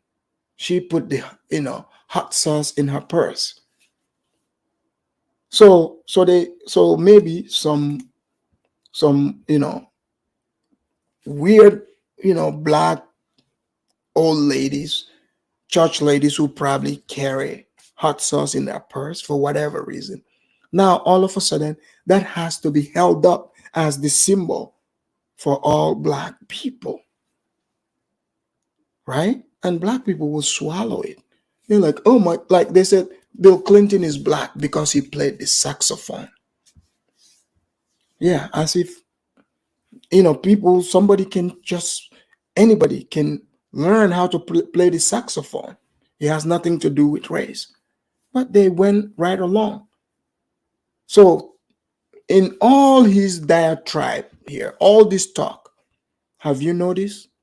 It's all about black and Latino. Nothing mentioning Africa is in passing, but they're in 5 countries in Africa. Okay.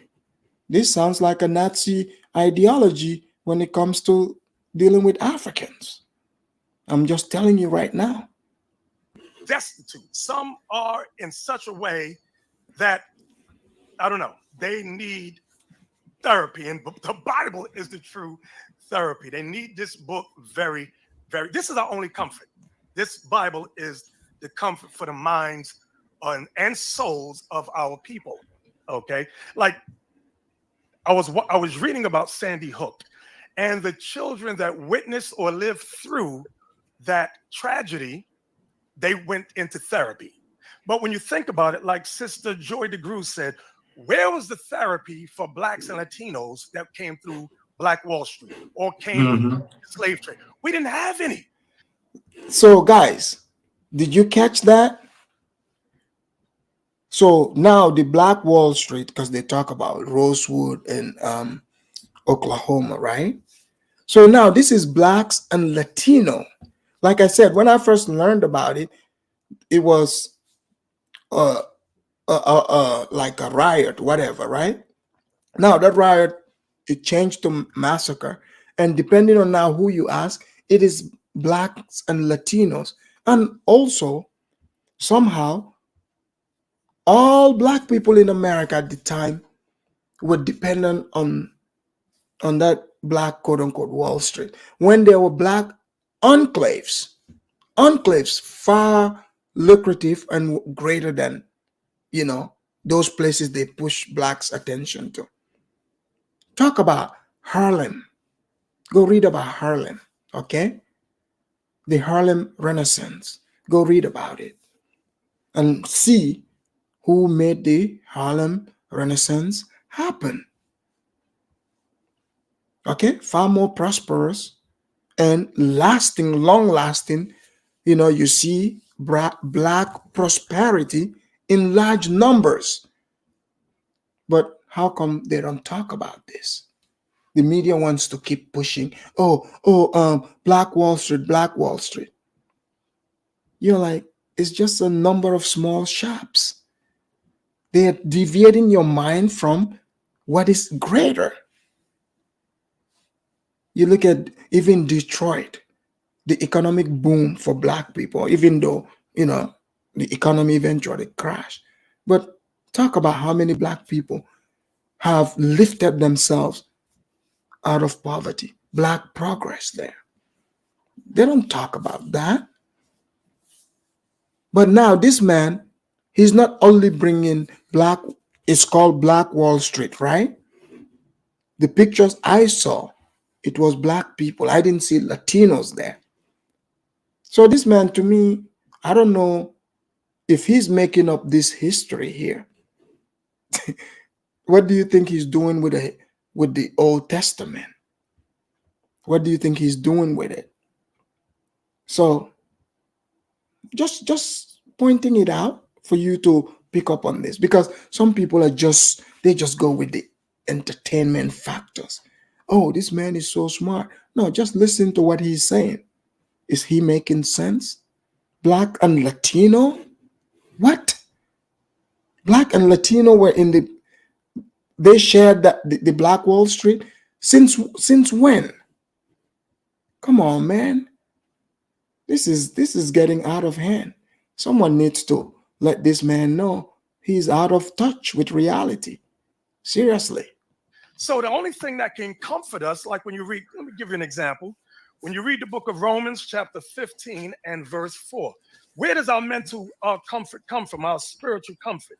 The apostles said, Romans 15, verse 4, so whatsoever things were written aforetime were written for our learning, that we through patience and comfort of the scriptures might have hope. That's the only comfort we can get. Today's modern therapy really doesn't help but too much, because it doesn't tell us who we are, where we came from, and where we are going. Only the word of God, the word of the Most High, is there for us, for our people. You got that, Nick? Where did you? Yes, I'm with you on that, brother. Let me ask you this right here.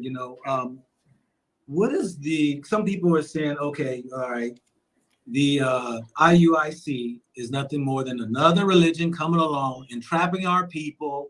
It's just a cult. How do you separate yourself from the other religions, or even some people say this is nothing more than another form of Christianity? How do you answer to that? Well, alrighty then.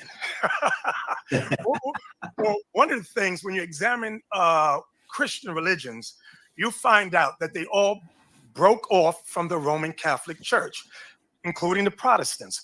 On the Protestants came the Baptists, came the Mormons, came the Seventh-day Adventists, came the Jehovah's Witnesses, came the Baptists, the evangelicals. And they were all started when? Between the late 1600s, early 1800s, excuse me. Meaning, where they come from. Where were we at when these religions were started? Between the 1600s and the 1800s. We were in slavery. Guys, so this guy, doesn't it sound like he's envious of the quote unquote Hebrew people? Someone is asking, is Bishop Somali? No, you know what? He does look Somali, but he's not Somali. No, he is not. He's a Hebrew. He's a Hebrew Israelite. I think Black and Latino, I don't know, because, the man could not stop talking about Latinos. So, yeah, he said they were in slavery. So you want to tell me just because one is in slavery, you all of a sudden you don't practice your belief? And how do if you say, okay, it was erased, how do you know this was your original belief? How do you know this? This is very wild. So that means, wait a minute now. You mean that the Jehovah's Witness was started while we were in shackles and chains? Yes. You mean the evangelicals? You mean the Baptists, the Mormons, the Seventh-day Disadvantaged? Yes, they were all started while we were shackled and chained. They were never for our people, but they were waiting for us to be released. Then whatever plantation we were on, they taught us those damnable religions. And now, centuries later, we really believe I'm a Seventh-day Adventist. Is that in the Bible? I'm a Baptist. Is that in the Bible? No, no, no. So the same Bible, guys, this is wild. So the same Bible that, like he said, what used to brainwash him, that's what he's using as the reference. Again, it's like the man wants his own religion. This is religion envy. This is religion envy. Like he wants to be like Moses, I guess. I don't know. One of those Hebrews. This is religion envy. That's what I see it as. What do you find in the Bible? The nation of Israel. From Genesis to Revelation. Israel, Israel, my people Israel. Well, who's Israel? You had Israel shackled and chained when you read Deuteronomy 28. Now watch this, Brother Nee. Watch this. I'm going to show you something that Christians avoid and ignore. In the book of Luke, it tells you the purpose and understanding of the second coming of Christ. When you read Luke chapter 1, I'm going to start at verse 68 for time's sake. Watch this. Blessed be the Lord God of Israel. Where Israel? For he hath visited and redeemed his people. And the other guys, so I want you guys to write in the chat there. So you heard him, he said, Israel, they are the, Israel. So I want to know if you know any Bantus that are Hebrews, that are claiming Hebrew. I know the Igbos in Nigeria, some of them are Hebrews. They say they're Israelites. They even go to, they go to the pilgrimage over there. I believe, I think Obasanjo even went there. I'm not sure. Don't quote me on it. But some of them claim this, but they've never claimed Latinos. They just claim they are Hebrews. That's it. But this other one here, this is a bit much. It's a bit much. He just reads this book. He somehow just ignores the very recent history. He just wants to quote the book. He wants to tell you their group in that book. It's very fascinating. raised up a horn of salvation for us in the house of his servant David. That's the Messiah, whom the world calls Christ. As he spake by the mouth of his holy prophets, all the prophets prophesied the coming Messiah, which have been since the world began, that we should be saved from our enemies and from the hand of all that hate us. So that's not talking about a feel-good religion. That's talking about a nation of people scattered, torn, and destroyed in slavery, waiting on Which scripture was that again? Please repeat that scripture for people. Please repeat that scripture. Chapter 1, verse 68 to 71 is the point, that we should be saved from our enemies. Notice there's an S, because our enemies started with what? Rome, the Roman Catholic Church, started the slave trade under Pope Nicholas V in 1441. Who was involved in that? Spain, Portugal, the Dutch, the English, so forth and so on, all the way up to America. They all were in perfect harmony, perfect agreement to enslave the children of Israel. So verse 71 again, that we should be saved from our enemies. Put it on the screen, thank you. That we should be saved from our enemies and from the hand of all that hate us. And you know, a lot of people don't realize that the white image of Jesus is racism. The white image of Jesus is... Guys, this guy is a load of misinformation. Okay, he's a misinformation machine. Yes, what he said, like the Pope, they had to agree in 1523, that Africans, the Africans, they they approve it through the Spanish, because the Spanish were the first to transport Africans into slavery, as we know. So they had to agree that the Africans don't have a soul. At first, they tried to enslave, the natives of Mexico, these native Indians there, right? So they could not enslave them because they were dying off. So to justify, to be able to enslave Africans, they wanted to base it on their God, their religion. So they're like, oh, we can feel good to enslave other people who have souls, because they have abolished enslaving Europeans at the time, right? So the Pope signed, they agreed that Africans do not have a soul, so they can enslave Africans. So saying those are Hebrews, that is very misleading. It is Africans. So this guy is going out of his way to just create misinformation. This is very dangerous. You guys see how the confusion comes for many blacks? Imagine the people that listen to him, switching Africans to Hebrews, erasing the real history. I don't know if he's doing it on purpose or out of ignorance, but that's what he's doing. Hatred. How do I know that? Because when you read the Bible, Revelation chapter 1, it describes the Messiah. You mean these Christians never saw that?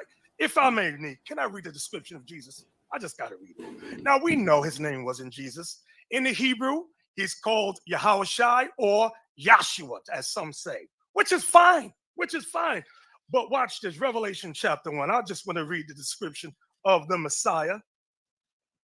Revelation chapter 1, verse 14. And it reads, his head and his hairs were white like wool. Wool is a texture. We call that texture Afro today. Let me say it again. Wool is a texture. We call that texture Afro today. His head and his hairs were white like wool, as white as snow, and his eyes were as a flame of fire. When you read Genesis 49, verse 12, Moses said, the Messiah's eyes shall be red with wine. Verse 15, and his feet like unto fine brass.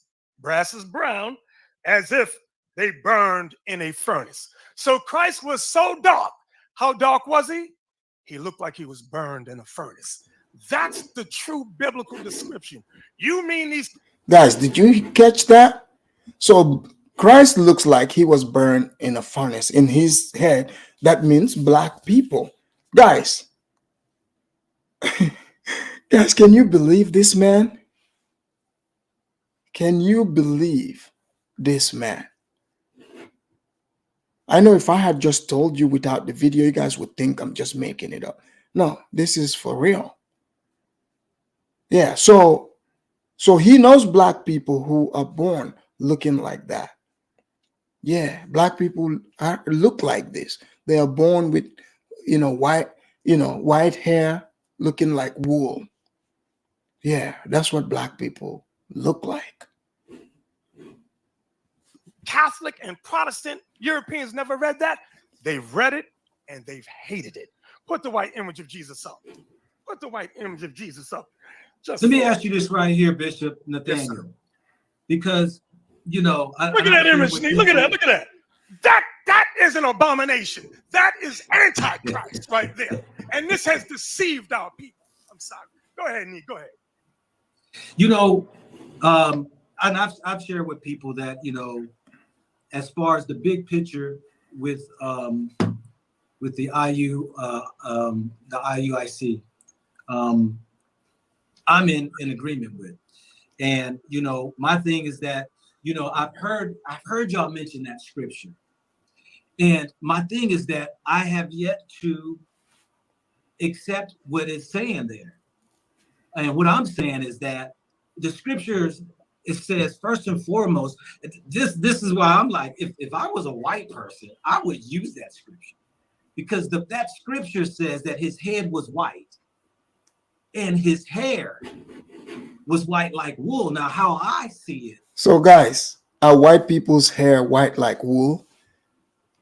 So literally, okay, are these people, did you see the example of what their interpretation of what that means? So at this point, like, common sense is not even there. So Jesus is like black and he's got that white wool hair. So his skin looked like he's burnt in a furnace. So, I mean, guys, this is embarrassing. Seriously. I'm like, what is going on? You know, like, he is confident in his ignorance too. Exactly, DiCaprio, you are correct. Only old people have white hair. Some people, old young people, would have it. You know, it's a genetic thing, but that's very rare. So Jesus was 33, and they said he had long hair. And some people have the black Jesus with the dread. You know, the Jesus that look like me. Some people, I mean, they might as well take my picture now and put it up, because they said he's got dreads, right? Long hair. This is wild. This is literally crazy. All right, Kifaru, can you hear me? Yeah, I can hear you, brother. Okay, all right, Kifaru, just hang tight real quick. Let me play this one here, okay? I'll bring you in a sec. Just hang tight. All right, here we go. Is that I don't believe God is a color. I don't believe God is white. I don't believe that you know, like what they portrayed, this Michelangelo picture of this white individual. I don't believe that at all. But when I read that scripture there, it's saying his head and his hair is white like wool. Like wool. It didn't say it was wool. It said that the color of white, the wool is white, that the head and the hair is like wool, because wool is white. Or as it extends just at the very end of it, that it's white. What was it? The end of it. Hold on a second, I lost my spot. And his feet like fine brass. Well, no, not his feet. Not his feet. I just lost my spot. Go ahead and read that again, Bishop. Revelation 1, 14 and 15. It reads, his head and his hairs were white like wool. When it says like wool, meaning wool is commonly looked at as sheep hair. It says like wool, meaning like that, but it's not really animal hair. It's not really. No, really, guys, this is why this Jesus here, you know, why does this Jesus look like a gangster from, you know, from the hood? Okay, like, let's just call it what it is. Like, okay, is Jesus a Pookie, a Rere? I mean, like, come on now, let's, like, what's going on here? Just make sure, you know, you come up with your own Jesus. Hey, TR, just hang tight too. I'll bring you in, okay? Just hang tight. Okay, so let me play this again. This is funny, actually. This is pretty funny. Sheep hair, like our hair is like wool. That's what it's saying. And it says, and is as white as snow, and his eyes as a flame of fire, and his feet like unto fine brass. When it says like unto fine brass, his feet's not brass, but it's like that in color, in complexion, as if they burned in a furnace. Yeah. I mean, and I'm not going to get into it. Do you think that is the only description that? Hey, guys, check this out. Imagine, like, pretty soon, right? We'll be watching video on YouTube, and you go to Africa, and you would start seeing Gangster Jesus, Pookie Jesus, like this picture. You're like, wait a minute, what? Jesus is Afridamus, now gangster, like Afridamus, it's already there. I'll show you something. It's already there. really? I'll bring you in here in a sec. So gangster Jesus is there. Like this is where we are It at is. already. It is. Okay, this is interesting. But yeah, let's hear him tell us more about gangster Jesus here. Describes the Son of God? Oh no. When you go to the book of Daniel, chapter 10, I'm going to read it, verse 5 and 6. Then I lifted up mine eyes and looked, and behold, a certain man clothed in linen, whose loins were girded with fine gold of Uphaz, meaning he had a golden girdle. And his body also was like the beryl. The word beryl means green. He had a green garment on his body. And his face as the appearance of lightning. Now you might stop there and go, oh, his face is white. No, he had a glow of power emanating from his face. Now watch. So garment. So Jesus only had one green garment, right? Like, come on, man. Like Jesus only had one shirt or one robe. Maybe because every time you see the guy, he's got his white robe on, or he's half naked, depending on which picture. But this is wild. And his eyes as lamps of fire, and his arms and his feet. Daniel looks at his arms and his feet, like in color to polished brass. Like in color to polished brass. So you mean these Christians never read that? They've read it and they've hated the color, the description of God. Now, Nee, you said something else. You said you don't believe God has a color. Is that what you said? Well, no. Guys, doesn't Black Jesus or gangster Jesus look mad? Like, the face is like, I dare you to say something. He knows like they're gonna question him, but they gave the picture like, I dare you to question me. Say something right now. Like he looks so mad. Like, what's going on with Black Jesus here? Watch this. Look at that. Look at gangster Jesus. He's poking his lips out. He's like, I dare you to question this. Say something. Say something. I'm the real deal. So you mean these Christians never read that? They've read it and they've hated the color, the description of God. Now, Nee, you said something else. You said you don't believe God has a color. Is that what you said? Well, no. Let me explain. No, I believe there is a color, but what I'm saying is that, even Daniel had to read the vision of Nebuchadnezzar, and when he broke down this vision of Nebuchadnezzar, he had a description of this body. So guys, the whole history, they're telling you the biblical history. Let me bring in Kifaru. Kifaru, welcome to the show. Yeah, welcome my brother. Welcome my brother. Kifaru, I'm glad you called because you are in fact Pan-African. I'm Pan-African and I'm the most pure Bantu you can find on YouTube. I'm from Cameroon. That's you're Bantu, right? 100%. All right. So you are of the Hebrew origin? No, I don't know where this BS coming about that Bantu people are Hebrew Israelites, and this is just so fascinating. And we might be loving these people, but they're preaching, and this BS gospel is going to Africa.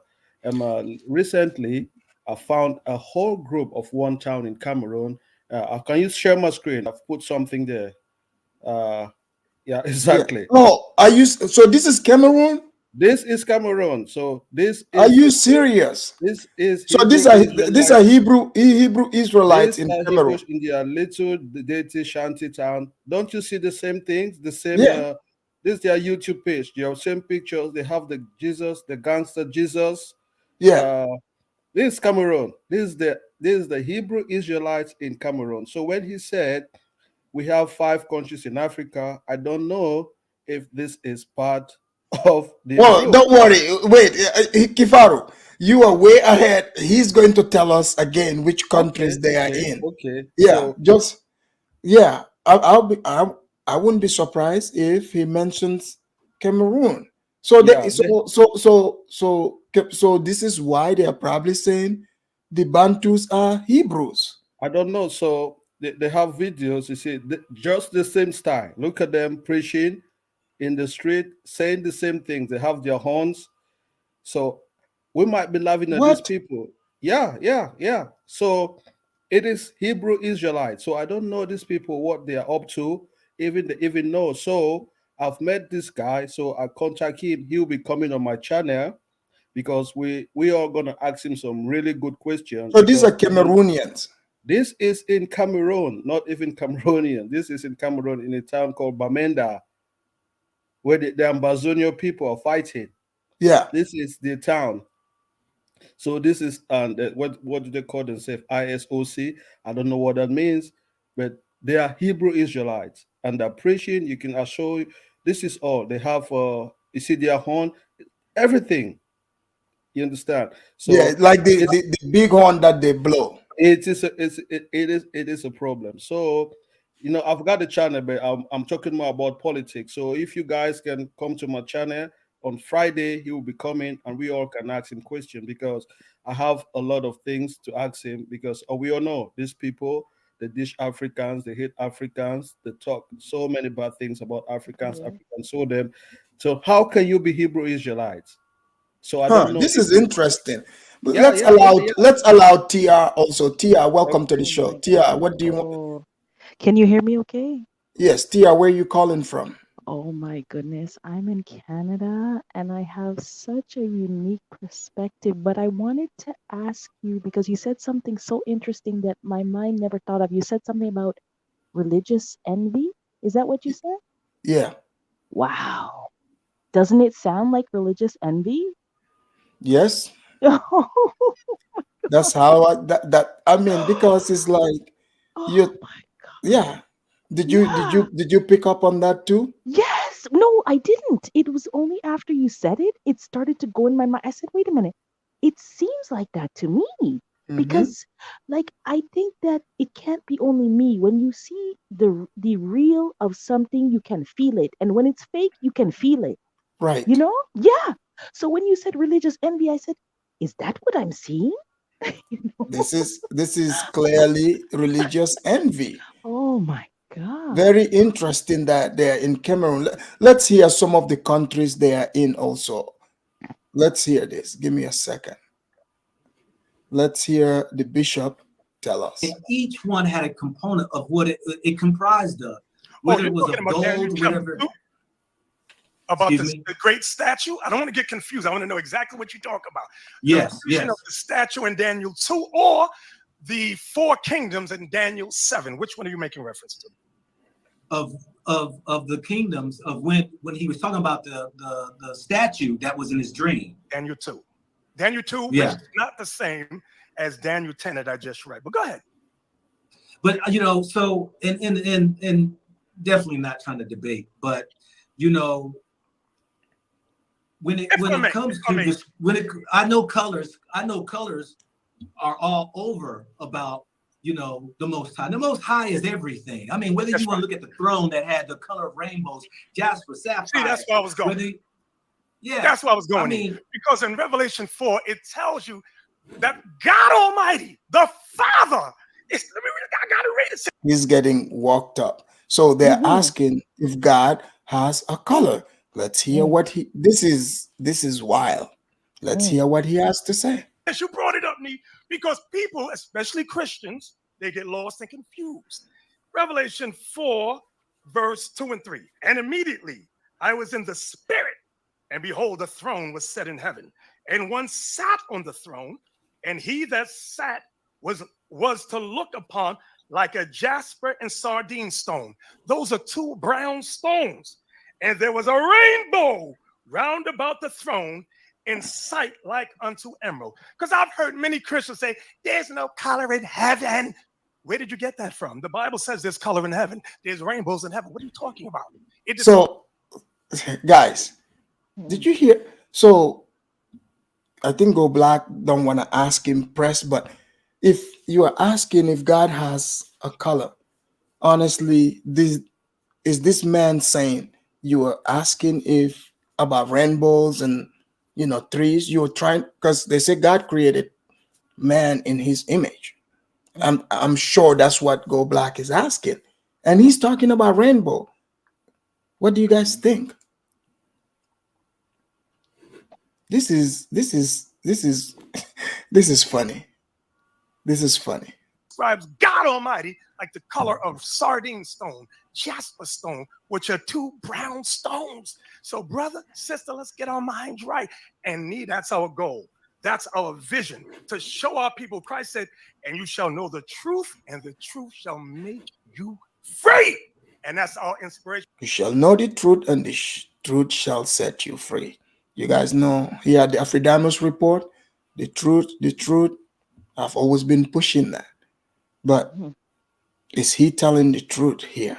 You see, he's trying to change the Old Testament to fit, a narrative in North America.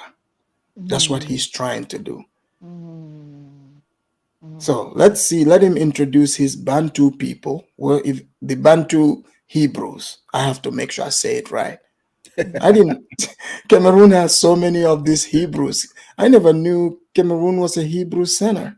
But let's hear him tell us the countries. That's our aspiration. Well, I appreciate you. And I know we all have our own different opinions and all that right there. I know that many people have argued about so many things that each group, each entity, whatever maybe their belief systems are. Right. I was just sharing about the colors because I believe that we can't box the Almighty into one color because the color has been displayed and it's been shared. I mean, you mentioned about sapphire, whether it's the sardine stone. I mean, you can see an array of colors when it comes to jasper stones. Whether it comes to sardine stones, you can look it up and see all of these various different colors. But my thing is that I know that we are wanting to identify ourselves with the Almighty, because we have been bamboozled with this white Jesus. And one of the questions, Bishop, that he's showing one of the sardine stones. Sardine and jasper right there. Yeah, Sardinian stones. But there is an array of colors of sardine and jasper stones that you can look up and see. But let me ask you this right here, because I'm with you. I'm with you on that. I don't believe in no white Jesus. I don't believe in that white God, Michelangelo. I don't believe in none of that. Like I said, when I had mine. If you don't believe in white Jesus, why do you need to announce it? Why? Belief is from within. It's from within. So that's why when people try to ask me questions, oh, do you believe in God or not? I don't answer those questions because it's from within. Like, someone can just lie and say yeah or nay, right? So you don't need to prove it to anyone. Your actions should speak louder than words. Right. Encounter with the Most High. Since doing COD, we are close to $2 million. I closed 4 sales of $5,000. I know there was a spirit presence in that room that saved me. But people have asked me, and I want you to share with them, because I have the channel Go Black to Africa, and people, when I was doing. So before he gets into that, I want to pick you guys' brain. Kifaru, you heard Go Black said his channel is Go Black to Africa, right? Yes. Okay, so that would mean the Pan-African ideology would be promoted and stuff like that. So you being a Pan-African, why is this in line with your idea of Pan-Africanism? No, see, my channel is Pan-African Alliance. I tell people always confuse Black nationalism and Pan-Africanism. Pan-Africanism is a political and economic movement of African countries, how they can come together and do trading and business among themselves. That's the Pan-Africanism I'm talking about.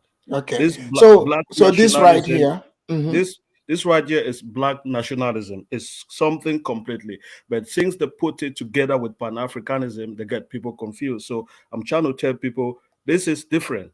Pan-Africanism, the one I'm talking about, and the Pan-Africanism that has ever been, is a political and economic movement of the African continent.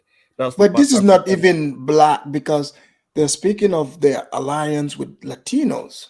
No, I don't know that that's way. So the putting it into Pan-Africanism, it kind of make Pan-Africanism looks like a black national kind of a But business. It is not. yeah, It Tia, is not. what do you think? Like, what from your Well, perspective, this Pan-Africanist thing and what well, he's saying here? like I said, I think that was the first thing I said when I came on. I have a very, very unique perspective on this whole thing. You know, at the same time, I respect what people are going through and their perspective, because I don't know. I don't live in America. I don't know what it, you know, they have a culture obviously of their own. At the same time, there's so many perspectives. Right now, I'm just listening. I have my own Okay. opinion, but I'm just listening. Okay, good. We'll let him.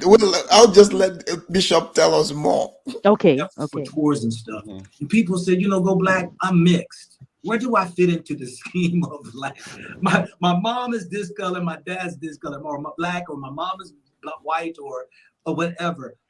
Where do you see those folks out there who might be mixed? Mama black, daddy white, daddy black, mama white, or Chinese or Asian and have other black. You know, many have asked these questions, and I give my own answers. But as far as you in your group's concerned, where do you see them? We have a lot of mixed people amongst the congregation, even globally, worldwide. But where do they fit in? When you read the book of Numbers, see, the answers is always in the Bible.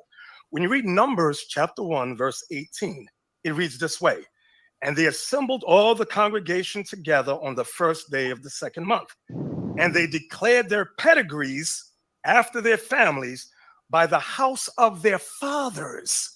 You are what your father is. So forth. So if I have an apple seed, I could plant that apple seed in Africa, Russia, and or China. An apple tree will grow up.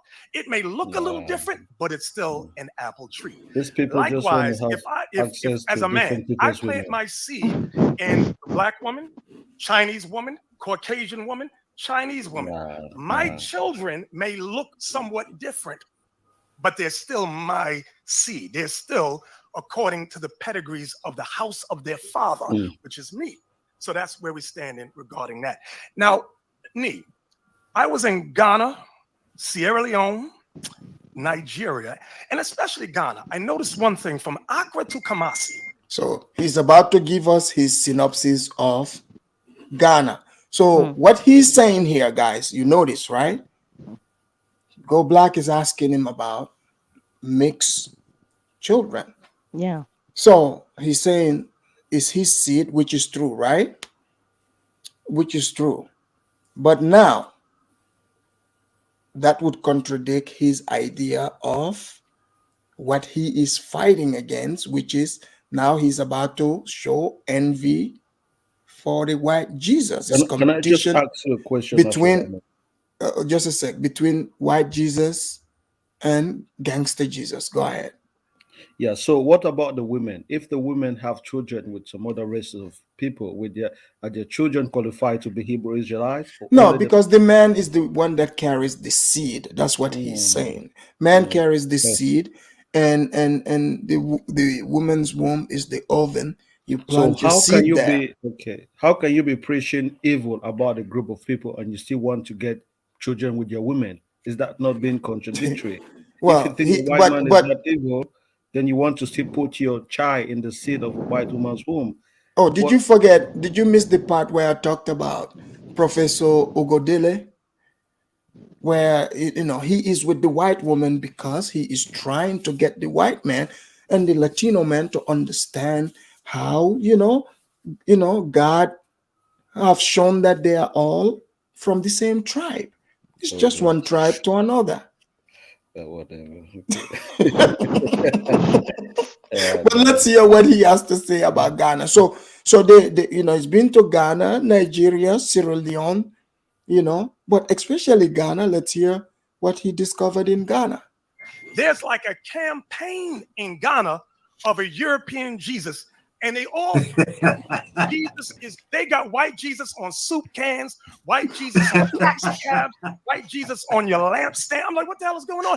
This is a black country, but they all worship white Jesus. So, like you said, I brought it up because you. So, did you hear? So he has a problem with, white Jesus, right? But he's he is trying to force and take white Jesus's book and put gangster Jesus, and he's mad at Ghana because they're putting white Jesus on soup cans. Like, what do you think about this, Kifaru and TR? This is just some delusional. Like, I think they don't even know what they stands for. What they stand for, really. It's really hard to pinpoint. What do you want? What is your ideology? It seems they don't have any concrete ideology. What they stand about. They're just here to argue. You understand? Because trying to judge them from what they really stand for, you don't really understand. Because he's talking about white Jesus. There have so many of these Hebrew Israelite people getting married to white women, and you're against the white Jesus. Well, so didn't you hear what he said? He said the seed. Yeah, but okay. That does not make any sense. If you don't like white Jesus, just keep away out of white Jesus people. You understand? So Kifaru, like John said, make Ambazonia Hebrew again. Is that what's going on here? Let's hear if he's going to talk about Cameroon. And although you might not worship white Jesus, millions upon millions of our people to this day do. Yeah. Our goal is to undo that witchcraft of spells that they're under. Well, and you're absolutely right. Been to Ghana many times. I even have property there in Ghana, and I hit every last one that I can about educating them about this white Jesus. I was just talking to brothers and sisters, two brothers yesterday, and showing them even the black Madonna that the popes and them bow down to is black. And look, these guys are obsessed with race stuff. Go to Ghana. Like, if you check out some of those Ghanaian churches, look, those Ghanaian pastors, they are balling. Go online and check them out. They're dressing nice, riding nice, eating good, drinking good, smelling good. You over here trying to look. You think Ghanaian people are looking at, Jesus thinking in terms of white on black? No, they don't see God that way. Like, I'm from Africa. I don't know any Christian African that is seeing the Jesus white man, Jesus as they don't think it does not translate in your mind that they're saying a white man. That's not what they think. Jesus, it doesn't matter, And this is due to, I don't know, race, identity issues, and just some confusion. So I don't know if these people doing this thing on purpose. If they're not doing it on purpose, they need some serious mental health training, because it's just going to make them look bad and stupid, So if they start preaching this same ideology to Africa and people are buying it, then that is a big problem. Well, it's working. It's working in Cameroon. It's working. That's how, like, African people, I heard you saying, people are so vulnerable. You can bring any religion. It's because just because people do nothing, you have people who are going to listen to you. The Mormons are there. The Jehovah Witness. You said there was a Japanese guy. So it's just this. I don't know. Africans, black people, they're just full of nothingness. They can't think for themselves. So it's just vulnerable. So anyone can come, and there will be a group of people that will listen to you when it comes to religion, because they say black people are spiritual. Spiritual this, spiritual that. That's why churches are booming. Church is a big business in Africa. All things the Ghanaian pastors and the Nigerian pastors, man, they're the richest. Yeah, the richest people in Africa. Those people are balling. If you have no employment, start a church in your local neighborhood. If you know what you're doing, I swear to God, in 2 years you'll be a millionaire. That is a fact in Africa. So if they see they can pave their way into Africa and fill that void, people can think people are just so spiritual. Then therefore they do what they have to do. This is just wild. So he's using the same book, but he's like, no, he's pissed that the Ghanaians, want white Jesus on the can. Do you think if they put black Jesus, gangster Jesus on the soup can, you know, in Ghana. It does not look good. Like he's bringing the Jesus that has got wool hair, rasta, whatever, dreadlocks. No, African people up to today, they see people with dreadlocks as a little bit like mad or wayward. No I one is know. going to come to your church. So the white Jesus just pays for some reason, and these people going to use the image until that trend runs down. For now, the white Jesus is the one that's paying. If you can bring your wool hair, white hair Jesus and make it profitable, maybe you may pull some people to your church. But for now, the white Jesus paying. You understand? No, they just want to use black skin color to convert the people. You gotta bring the money. Here we go. Let me play this. And they could not believe that Jesus was black. And so, you know, when I see these signs out here that are nothing more than a mission from those missionaries to put themselves in a supreme position and we in an inferior position, that we have to tear down, speak up and speak against those lies that they have gone around and planted, and why we are spiritually disabled because of the fact that we still will worship those white people because of the very image that they put this Jesus as. Right. And you know, go ahead, brother, go ahead. You know, it's ironical, even somewhat funny. I always say this. You get black people who are quote unquote woke or somewhat conscious, yet they will still celebrate Christmas, Thanksgiving, New Year's Eve. These are white supremacist holidays. So white folks laugh at black people that say, I'm woke, I'm conscious, but they're going to celebrate December 25th as the birth of Jesus. They're going to celebrate Thanksgiving. They're going to celebrate Memorial Day or 4th of July. These are European holidays. See, so he's mad at them for enjoying Thanksgiving too. You know, Thanksgiving. Look, I've heard black people that say they are woke, okay? They're like, F the white man, America is oppressive. You know, 4th of July comes, they're in the parks, they're out there barbecuing, firing off, you know, whatever, blowing up, lights out there, okay? Thanksgiving comes, same thing. They're going to have baked turkey. They're going to have fried one. They're going to have ham, chitlins, you name it, okay? And they're going to have a good time. They're going to have mac and cheese. Yeah, mac and cheese. You know, they're going to have yams. Yams. They're going to have apple. They're going to have sweet potato yams. Sweet potato yams. Yeah. So he wants. So okay, let me get this straight. Okay, you say America is oppressive whatsoever to blacks. So the one day like Thanksgiving that you're saying, okay, I hate the white man. I can't enjoy the turkey. Look, I don't know. I love Thanksgiving. Okay. I love the turkey. I love the stuffing, cranberry. All right. Look, whatever brought this about, whether it's good or bad, the beef that brought it about, I was not there. Right. All I care about is what's on my plate and what I'm Right. thankful for. Yes. I'm sorry. I just want to respond to Mameze. I think she says something she does not understand. Africans don't see Jesus in the eyes of a skin color. Africans don't come to Europe and see a white man and they see Jesus in that white man. They don't do that. Exactly. I think she's misunderstanding. Yeah, I think she misunderstands the concept. Where some Africans see white men as superior. An African will worship their pastor, even if it's black, if they can see Jesus in him. Yeah. They don't come to Europe and see all white men. They say, oh, they look like Jesus. They don't. No. So when we say Africans don't see Jesus like in the image of a white man, that's what we mean. So if you just want to argue, then you don't really understand what we're talking about. I want to ask you guys a question, okay?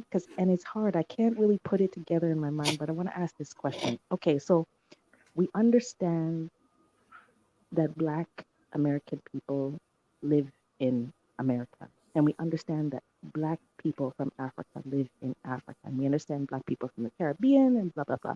Right. Do you think that this is coming from, and I'm trying to say this the most polite way I possibly can, Do you think this is coming from the desire to have a root? Yes. Yes. So Yes. therefore it's like it's meant to be something positive, but it's like it's all pieces put together to create a story. That's the way I'm Yeah, viewing it, you it's know? fabricated. So it's Yeah. like so what he's saying, Thanksgiving and these are not things that are celebrated in other countries. These are American holidays. So it's it's like, okay, you don't want black people to celebrate these days. What do you want them to celebrate? What do you want them to celebrate? Yeah. Yeah, like I mean, like really. I mean, you're telling me like you don't want them to celebrate this. So what do you want them to celebrate? Hebrew Israelite holiday? The day that Moses crossed the Red Sea? Like But what's going on here? this is the thing. I'm not in America. How big is this group? Because we might be laughing, but maybe they're actually gaining a lot No, of people. They're no, gaining, I'm yes. not They're laughing at growing more. them. No, yeah, and I don't mean to. I'm just trying to It's understand. it's just wow because I'm a pattern that I've been talking about and now is in people's face here. So Like if I they're have actually Just to if answer they're your actually question, gaining they're ground, huge. Yes, they're then huge. therefore They're they are huge. preaching something that people want to listen to. Yes. hold on, let me play this part real quick and then we'll my music just hang tight, okay? Okay, of white supremacy. So that's why they laugh. That's why they laugh at black folks. Yeah, you woke all right. Power to the people. Yeah. Yeah. Yeah, and those are nothing more than just another layer of lies that one will have to unravel in order to get to the truth. And I know that, believe me, I was receiving, text messages from people at happy Thanksgiving and stuff, and I was like, I don't celebrate those days, but and trying to educate our people. It's like, look, our people, look, even if you believe that we was in shackles. Right. You want Independence Day, we was in shackles. Mm-hmm. Hey, These holidays. You ever notice people say, forget about slavery. It was a long time ago, right? You ever heard that? Oh, yeah. When was Thanksgiving established? 1619. Now he's coming to slavery part, but I would pause it there because we are at the almost 3 hour mark, but we would discuss it and I will do a part 2 on this. Mameze, welcome to the show. Thank you, Afridamus. How are you? I am doing well. Thank you for coming to the Afridamus report, the best show on this side of heaven. What do you want to add onto the show today, Mameze? Yeah, I always come to defend some of the things that you guys say, and that are Yeah, fine. we know you can't pass it up to come and hate on Africans. Please, by all means, come and I know you come and spew your hate on Africans. We're listening. Let me respond to Kifaru. Oh, go That is ahead. saying that, and you that are saying that Africans don't see God as white. I don't even know Jesus as white. I don't even know sometimes if you guys are serious. No, God. I'm talking about God. Like, do you know Africans that see that really they look at every other white person like a Jesus equivalent? Are you telling me that's what we're saying? What are We're you not. saying? Say it again. What? Do you know any African Christians, right, who see other white people, like all other white people, just like they see Jesus, like the same equivalent? Like, do they see God as white? I They don't do. think so. They do. Let me tell you. Mameze, Hold on. Let me tell you. Mameze, you said they really see God, they see God as white. If you see Jesus as white, you see God as white. Okay? No. Jesus is the son of the God. Okay? Yeah. Of God. That means God is white. That's why No, but they see like, okay, it came in that flesh, but they don't see Jesus himself as white. They are going by they go by the spirit. I'm telling Hold you. on. Let me tell you something. What do Africans even understand about that religion? To be honest with you, many of them Most don't of them understand don't. nothing. You're right about that. I have to give that to you. So basic. Do you know why African people look at God as Jesus as white? Because they spend their whole childhood watching that movie. Don't you know the Jesus of Nazareth? I don't know how you guys say in French, in English. Jesus of Nazareth, yes. The movie is all for white people. There are people that No, came to let me Africa. say, I've watched that I've seen the Jesus movie, right? Yeah. Many times. But I'm just telling you, I don't know maybe where you are, but the Christians I know, most of the Christians, because Nigerians or Ghanaians are super in this Christian thing, and I've been And they around probably them. it must I've come gone to from their the. churches. I'm telling you, these Listen people. to me. Hold on. What Nigerian have you ever met Listen. that Oh my saw God. Jesus? That saw Jesus African, as God, or when I like come white here, people as God? let me Which tell you one? something. Afridamus, let me speak. That's what I'm No, you're telling you. talking. I'm listening. Listen, go on YouTube, right? Google white men that went to Africa, and people started like they have beard and long hair. People chasing them in the street. Jesus, Jesus, Jesus. It's not in one only Are you country. talking about the video like in the one from Kenya? There's multiple. It's not only one It's country. It's because multiple it's countries. because that man probably had done some makeup to look like what they seen in It church, like doesn't matter. Jesus. That means in their That's what mind, happened. in their I don't No, know if you subconscious, understand what we're they yeah. saying. associate. They know Jesus is white. So if you come looking like Jesus, they chase you. There's even a man in Cameroon right now. So right Yeah, on like Facebook, that face. That's what we're saying. You don't but understand the logic. That but that face, that person that looks long hair, that white, that what? character, you Okay, can but claim what does it look Jesus. like? But Is it it not does not white? mean when people come to Europe, they see Jesus in every white man. That's the point we're That's not making. what I we don't were know saying. if I That's not can what. if I can explain No, that more. Mamizi, I think you That's not what. misunderstood. That's what we are saying. Like what you're saying, I get your point. Like these people seeing this man that dress up like Jesus, and some of these people, they just straight go running, thinking to themselves, is the real Jesus? Because they are telling them that the Messiah is gonna come again, but they don't see him just like any ordinary white man can just come and say they are Jesus. But that's We what mean happened when that white man was walking Exactly. the Yeah. street and people what? chasing him. Is it not the ordinary Yes, but he person? did the makeup. What makeup? Exactly. That's listen. But what I'm saying, my point is right. Oh my All God, you they, guys they gonna leave think, me. I'm gonna speak. Let me hold speak. on, they think in terms of they relate by through spirituality. That's the point. Like because the African Christians, they would say like to like white Christian or Chinese, like these are my brothers or sisters. They never see them as above them. That's what we're telling you. African people see all white people above them. I don't know what you guys talking about over here. Let me tell you Like, something. do you see white people as above you? Afridamus is not about me, okay? It's about the general community. They see So what are we even you want to talking tell about here? me, you're telling me that I'm you telling you know that African Christians that's a fact. that see their fellow white Christian as above them. I don't know about that.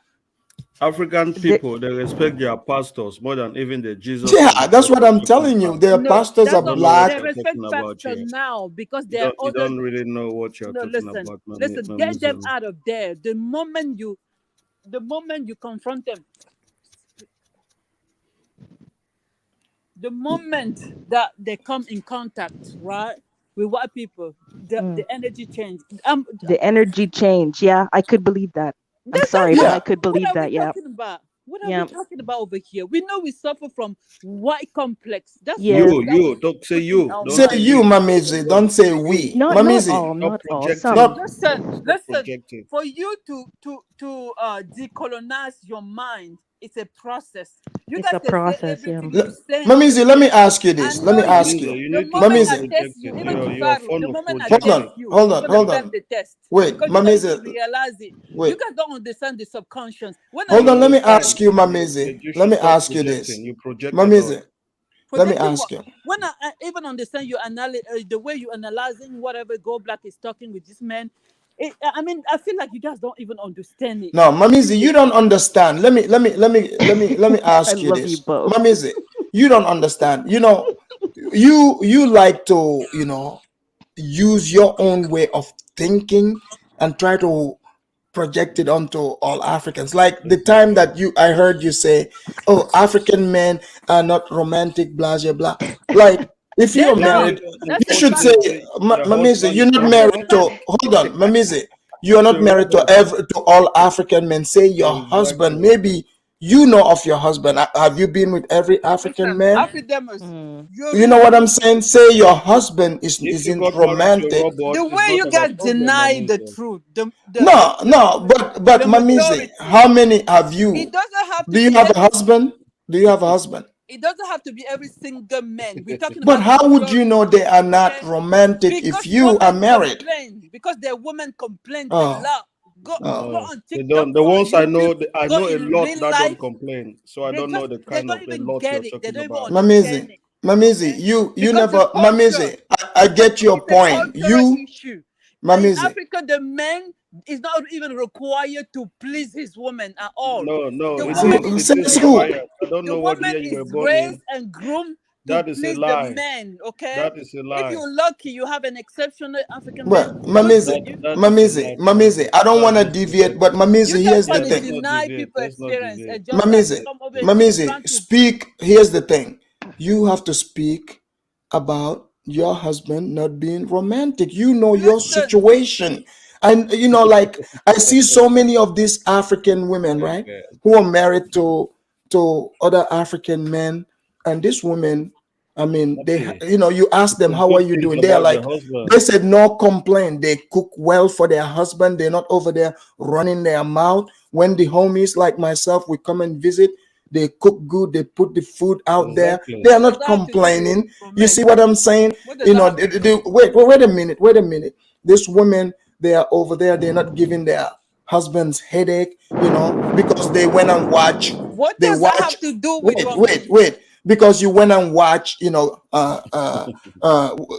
is the name of the movie? Titanic or what? Titanic. Yeah, it's like she's not even Titanic. It's like one of those weird Hollywood movies. Now all of a sudden she's like, "Oh, I want to be treated like You the want white some rose woman." flowers. She's not, like she thinks that's how white women are supposed to be treated. Because you see, Mamizi admires white women. She wants to be a white woman. Mamizi, let me ask Maybe you, white man more. Mamizi, how do you feel You about cannot be Cameroon? you Cameroon cannot be beating speaking. Brazil. Listen, hey, How do you Africa. feel about that? I always tell you that your show is very biased. You understand? How? This is How is what it you do. biased? They create a narrative around me. If you want me to Well, speak you're here for to myself, respond, though. if you want me to speak for myself, you let me talk. I can Okay, express myself. Okay? You go don't have to ahead. Please say let's not you don't have to deviate. Let's tell talk people about what Hebrew Yeah, Israelites. yeah. You know what, Mamizi? That's a whole different topic. Mamizi, what do Yes. you think about Hebrew Israelites? I don't Cameroonians think adopting it. listen, I don't think nothing about it because I believe that people can be whoever they want to do. My issue is that I go with Brandon on this. I don't know if you listen to Brandon. About what? I'm kind of with Brandon on this topic because okay, let's say yes, they are Hebrew Israelite or whatever they want to be, but I The want to know Bantus. Are what. Bantus Hebrews? I don't care, but I just want to know what that is doing for them. Like, what is the strength we're trying to draw on off it? How is that going to change their condition? I don't understand. So Oh, what so is Mamizi, that? wait, Mamizi. I noticed you have an issue if it's white, right? But these people are trying to use white people's quote unquote, they say white ideology because that's what they're claiming, even though this book is a Middle Eastern book, right? It's from there. So let me you have no problem with the same blacks using the same book. You say if it's white people or it's hostile, but if it's the same blacks trying to hijack this, the same white people, they talk about their idea and bring it and brainwash your own Cameroonian people, telling the Bantus they are Hebrews. You have no problem with that. Listen, Afridamus, You have no power over somebody else. They want to be. Oh, but when it comes to that, then you have no power. But if it's white people, so if it's Africans are weak. You have everything. They are weak. They are unromantic. You know, they did not build anything. But you know, if when it comes to when it comes to the blacks telling the blacks, no, I'm just when it comes to the blacks, you know, telling Africans, your own country people, that they are Hebrews, you say, yeah, they are free to do that. Listen, but when these other people come, white people say, you are Christian, that is brainwashing. I get it. I get it. Listen, Yeah, I think you said something about I Go never Black. said I anything think about Go Black anybody. is If a they want to Hebrew be Hebrew Israelite. Israelite, that's their business. I don't know. He's just Even Africans Christian, I don't follow them. I don't. If they want to be Christian, let them be Christian. If it's doing something for them, I don't care. Mamizi, But I just want to know what is Mamizi, I think you're being a hypocrite here. Oh my God. No, you're being a hypocrite. You know, see, you, when you don't tell the truth, it's based on who you speak on. Because That's first not of true. all, That's if you. Let me say hi to if you have an KBM, issue, hello. look, if you have an issue, right? If you have an issue on about the same thing, you have to be consistent across the board. What issue do I have Bias. about It's called a bias. But you call me biased, right? But you're not consistent. Tell me what I'm not consistent about. Because if the white man is the one bringing the same message, right?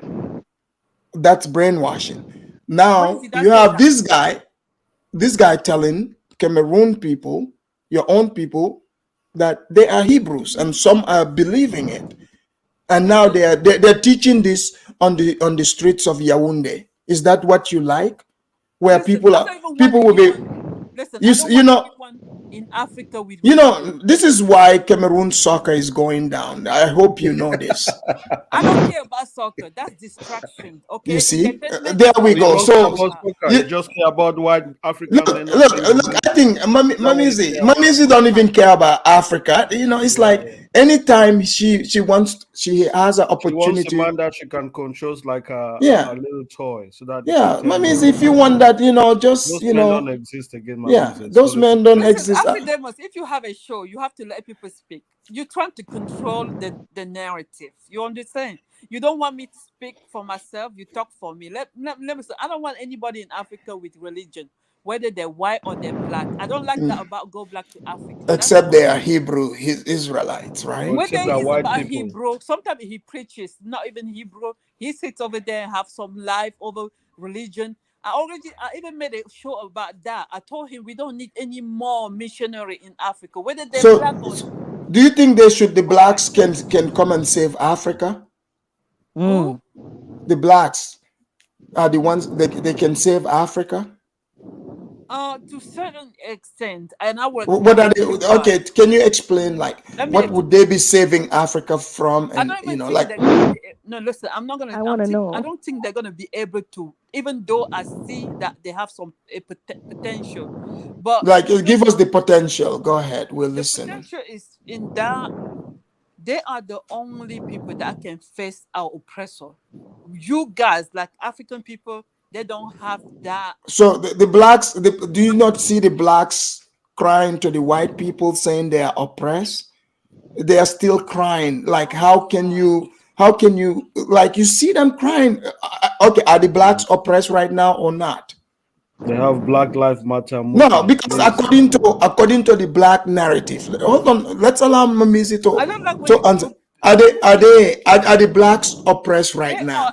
Some people are exceptional. Okay. No, are they oppressed? Answer my question, because for them for you to help somebody, that would mean you've conquered your obstacle. Now you are a master at it. So are the blacks oppressed? Are they oppressed? Yes. Okay, so how are they gonna help another oppressed group according to you? Because then the challenges are not exactly the same. The mechanism is not the same. Okay, it's way easier even in Africa to get to fight imperialism than maybe where they are. You understand? In Africa, it's majoritarily black. Okay, imperialism, that is like imperialism in Africa is different from the system here, even though there's a So global okay, I'm glad you said it's different. So this system in Africa, is this blacks here, are they familiar with this system, or this is completely foreign to them? Say it again. I did not understand. Is the quote unquote African system of this imperialism you talk about, right? Mm-hmm. Is this black people here, like you said, they can help? Are they used to that, or this is foreign to them, like it's new, they know nothing about it, it's not the same system according to you? Listen, that goes from, I mean, it depends of each person and the level of understanding and knowledge and research. So the blacks are they are very versed in European colonization in Africa, even though they were slaves. Slave and colonization, two different things. Yeah. So different scenario, different white man, different system. So explain to me how the blacks can help in something that they have zero clue about. Tia, I'll mute you because a lot of breathing there, okay? Oh, sorry. No, sorry. Because I Okay. want to speak, but I'm waiting for her to speak. Okay. Number one, everything starts by knowledge. You learn about it. Okay. Look at the African American that went to Africa when all this moving back to Africa was like so popular. You remember 2 years ago, just right before COVID, when it was so popular, those that resisted, that were resilient, that are still there, they have understood the system. I'm going to take the example of Mark in Africa. When he talks about Africa, he has a great insight on everything he says is so correct. Mark has a great insight on Africa. Yes, You mean he does. Tanzania? Okay, well, Yeah, that's not according to his video here. I have it. Not Did you according watch the to last video that he just posted? Where Let me see. He's only 21 years old. He doesn't Oh, have. he's so He doesn't. smart. Hold on. He It's doesn't not about have. the age. But He's so smart. he doesn't. He can be smart, but you see, experience and wisdom. You cannot fake that. You cannot fake But it. some people are 60 years old, but immature. Mamizi, you cannot fake experience, and that comes with time. Even some people don't even understand their own experience. That's Mamizi, the I think thing. Mamizi has got some personal problem with some African experience men, comes project with it you know what experience is, what right? they did to her, but she's just like one way, just one way. Yeah. So Mamizi, you're telling me, right? Something really bad happened to Mamizi. I don't Yeah, know. Mamizi, how many Africans do you know that come to America? For example, you see like a young African who got a visa come here and complaining how the system doesn't work. He cannot even complain because he coming from hell. Okay? We just saw. This is heaven. Really? That's different. Yeah, Mamizi. So wait a minute. So it's not because this person, knows how to cope with situation. They have situational awareness and learn the environment they're in, how to navigate it. Instead of just complaining, huh? Do you know the experience they went through, the hell they went through, predisposed them from like taking advantage of a better environment. You understand? But if you're born in that environment, everything's being fed to you. I agree with you in the part that you said. Oh, so you should so where's this smarts and experience you're talking about then? Not everybody is not the same. All African Americans are not at the same level. Well, I'm just telling you, your guy that you gave as an example. I'm not saying all of African American. We are going with the person you gave as an example. This is not. He's 21, like I said. He's not a representation of Black Americans. He's one Black American. But you gave him as an example. You know what lacks in our African people? No. Answer this question though. What? Then Go you ahead. can tell me what's lacking. Okay, go ahead. No, you were. I said you gave him as an example. Uh-huh. So all we see is he's making videos whining about how things are difficult. Uh-huh. That's what we see. Yeah, which is true. And I have experience like him, right? Mm-hmm. There was a 21-year-old Afridamus somewhere in America, faced some obstacles. So, but I didn't make videos complaining. That's your choice. No, because I'm smart, resilient, I don't think and so. I overcame I don't my think so. obstacles. I don't Because think see, so. That's you. what is so you're saying that Africans, because I'm African, I don't have the smarts, the You could common have sense to made be able to overcome my own obstacles? You could have made a video or not. It doesn't change anything. What I'm saying is that his No, my assessment. point is Africans here overcome their obstacles, but you're trying to say What obstacle is Africans are not smart. coming here? What obstacle are you having here? You come here is heaven for you. You have never have job in your country. You come here, there's job, even if it's like wiping the table. You're happy. You're doing it with happiness. So you think wait. So it's heaven. So you telling me that like all Africans that are coming here, right? Africans are coming from hell and they come to heaven. They're just happy to even wipe a table. Is that your angle? Yes, they are. Man, Mamizi, what kind of Africans do you know? Like, what kind of people are you around? Don't use the exceptions as the general rule. I'm talking about the majority of people. They sell houses, they sell land, they do everything. They celebrate. How many people are doing that? How many are doing that? So Mamizi, so that would mean Africans have a lot more resilience, right? Yeah, of course. Like they come, they see, okay, this is you know what common sense is? You see, hey, this is my problem. Wait a minute. If there's an obstacle in front of you, you look for the solution, right? If that solution is to, wipe that table, you start there and you move on. How many people? So you sound like you're talking down on that. No, I'm not. Oh my God! What? Because you said Africans are coming from hell. Compare? I'm just saying what look, I see that one group has and the other one has. Listen, if African American could go to Africa and have the resilience you're talking about that we have, because we've been through a lot. Like we have lived in. Who is we? We Africans, I would say. No, not all Africans' conditions are the same, Mamizi. Listen, I know. Because what you're saying here, I don't know the type of I don't know those type of Africans. If you're rich in Africa or not. It's not about being. It's not about being rich. Rich. You still coming out of the house and look at the trashy, nasty environment.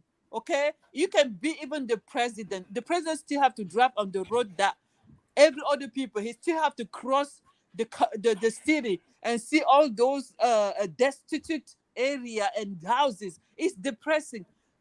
Dirt everywhere. It doesn't matter if you're rich or not. If you live in Africa, you know what I'm talking about. So when you live that kind of space and fly over to another space that's organized, that is clean, that is like, I don't know, everything seems to be in place where it's supposed to be.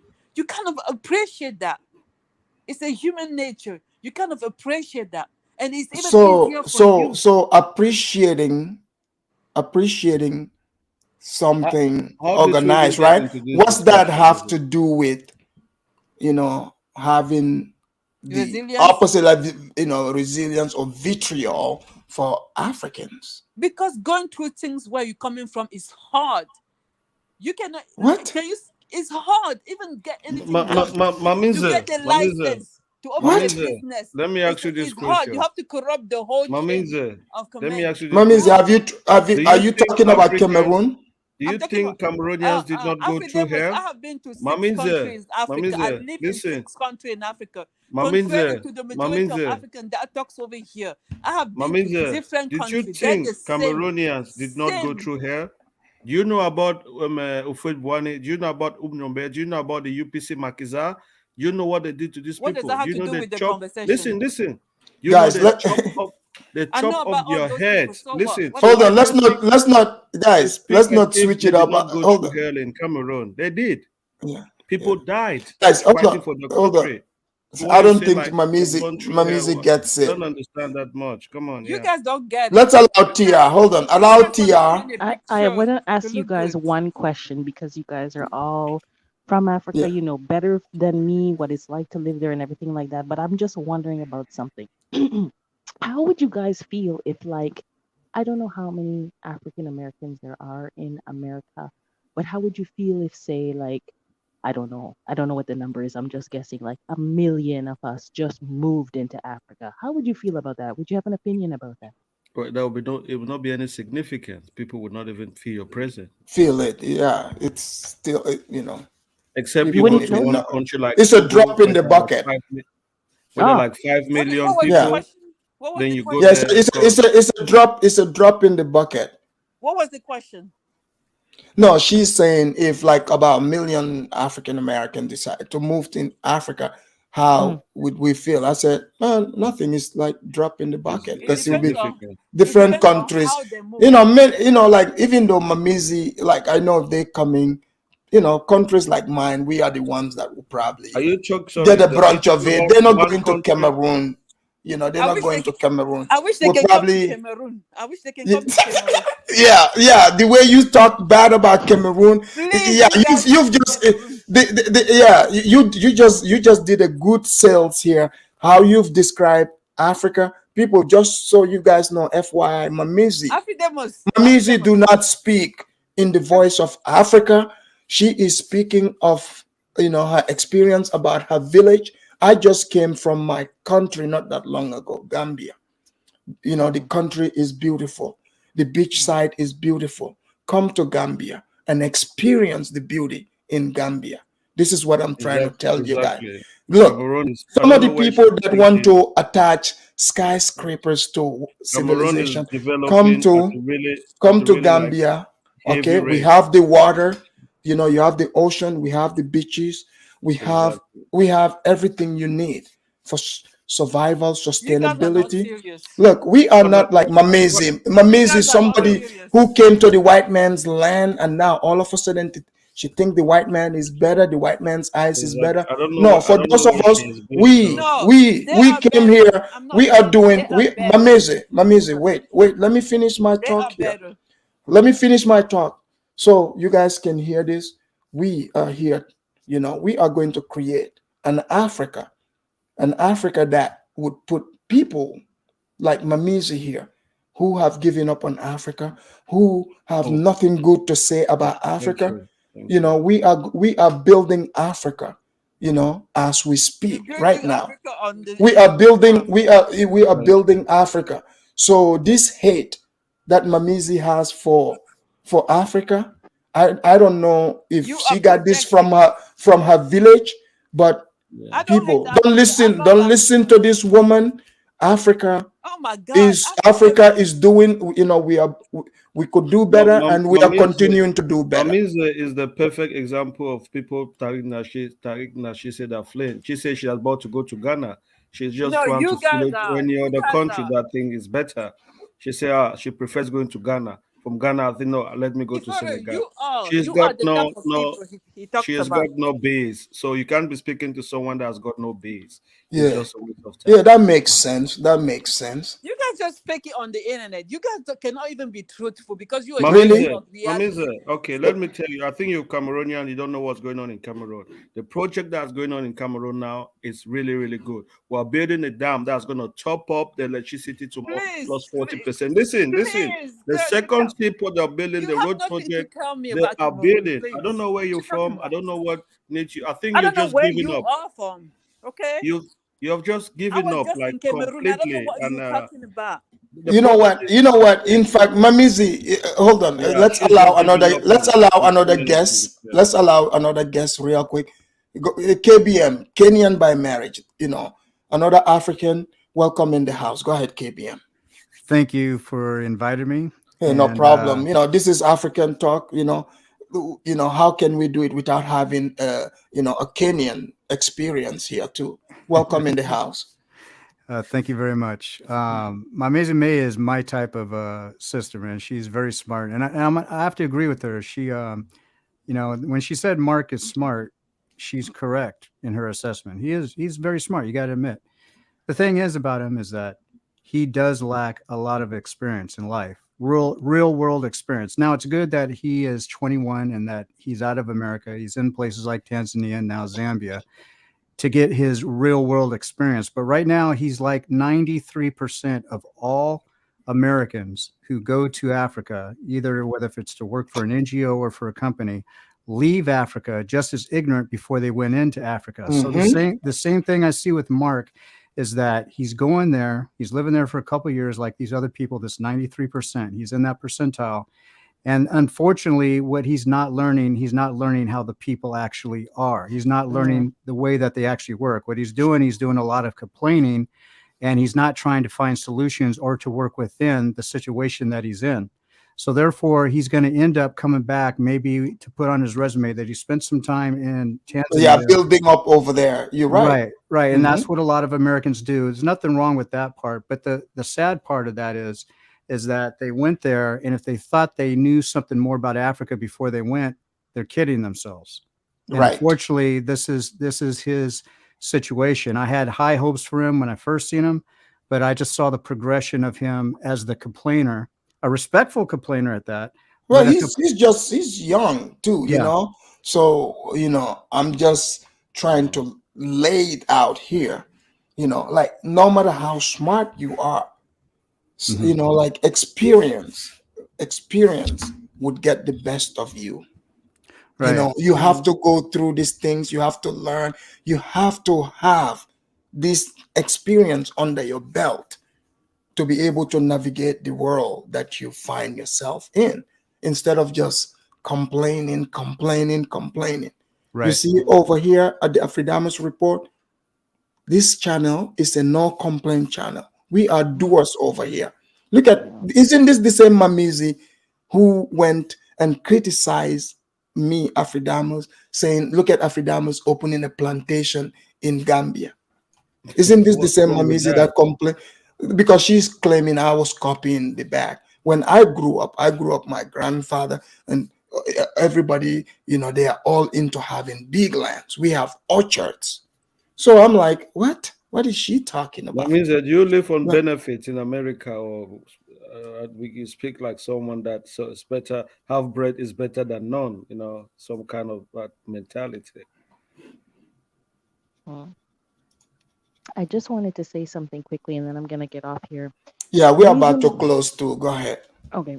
The reason I asked you that question about, like, if 1 million African Americans just moved into Africa, how would you feel, is because I'm watching a lot of these videos, and they're saying that there's something biblical that is taking place right now, something about the seed of Africa and something, I don't know what is the proper name for this. So they're saying there's a possibility that something like that might just happen. So yeah, well, Africa is large though, so it's large. Yeah, it can. Africa is going to welcome. Africa. Yeah, I see no welcoming anybody. People will come and trade. No one is going. Oh yeah, there's plenty of land, plenty. In fact, I saw a video where some of these people are claiming, what if Black Americans have their own country in Africa? I'm going to break that down too. Look, there's so many of these topics. I get it. Some people, they want to hear things that make them happy. They want to live in this fantasy la la land. But, we don't go with that. You see? Let me see here. Super Girl, thank you for the super chat. She said, big up to Cameroon. Sounds like a great place according to Mama Z. Exactly. Let me thank Supergirl here properly. Guys, you didn't hit the Cash App today. What's going on? Okay, anyways, let me play this, super thank you to Supergirl. Here we go.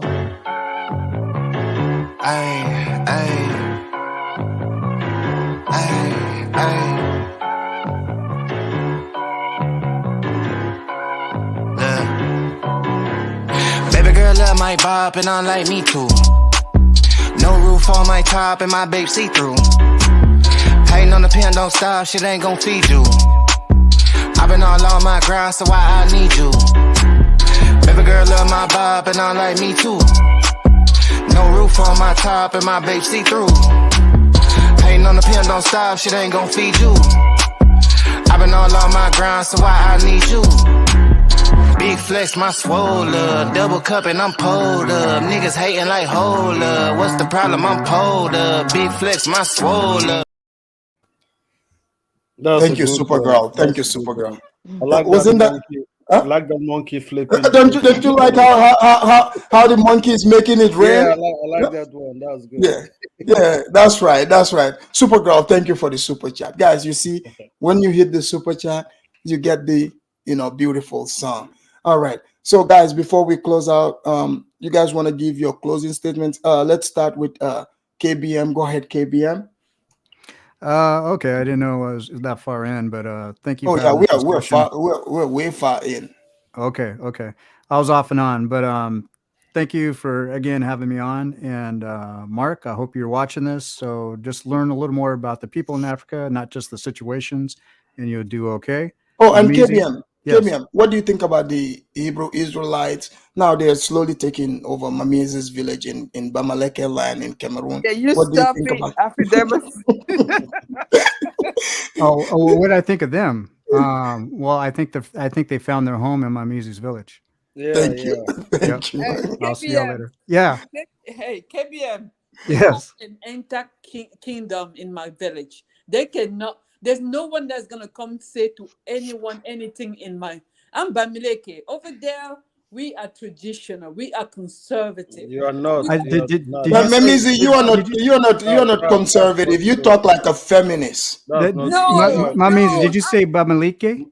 Mamize, you can go to your Bamileke village with money and you buy everything. Stop. No, you don't buy nothing. Okay, everybody, you heard what she no. just said, right? She had some resentment in her voice. So do you hate the Israelites coming to your village? Oh, I don't even know them, KBM. I don't know. But the question to me was, what do Here's I think their about you coming picture. to your Here, let me village? show you Mamizi. Here, you see? Oh my God. Downtown, guys. There's the They Hebrews shall lined not up take over. in Mamizi, in their city center, right there. That's right, in Bamaleke land. Everywhere. Yeah, Mamizi, would you recognize your home if you went home tomorrow? Of course. What you Are you talking sure? about? Nothing changes in my village. We are the most Really? conservative. That looks like a big change right there. Everywhere. They have I don't the know what you're talking about. gangster Jesus. But KBM, thank you for coming in. Thank you. I All will right. show you.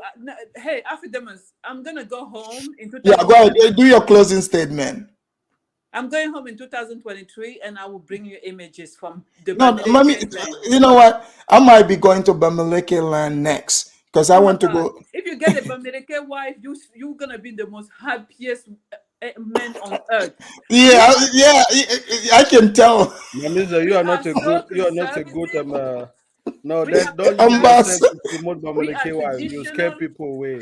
Don't use yourself to promote Bamaleke wives, please. Oh yeah, you sound very submissive. Yes, use some different woman. Don't use you. You scare people away from Bamaleke women. Yeah, you sound very romantic and submissive. I'm just too small for you guys. I'm just too. Yeah, I will be going to downtown Bafusam. I want a soft woman, Mamize. No one wants strong woman. We want soft woman. Yeah. No, hey, Kifaru, I'm very sorry. Mamizi, do you know how to cook? Mamizi, do you know how to cook? Oh my God, I love cooking for my husband and my children.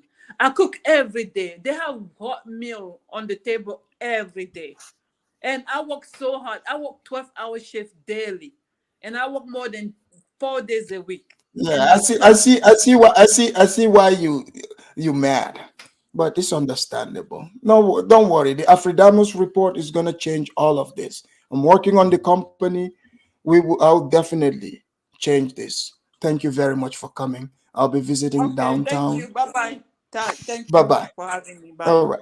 Kifaru, you got the closing It statement. was a nice show. So before I go, man, I've posted my channel. You can ask your subscribers to subscribe.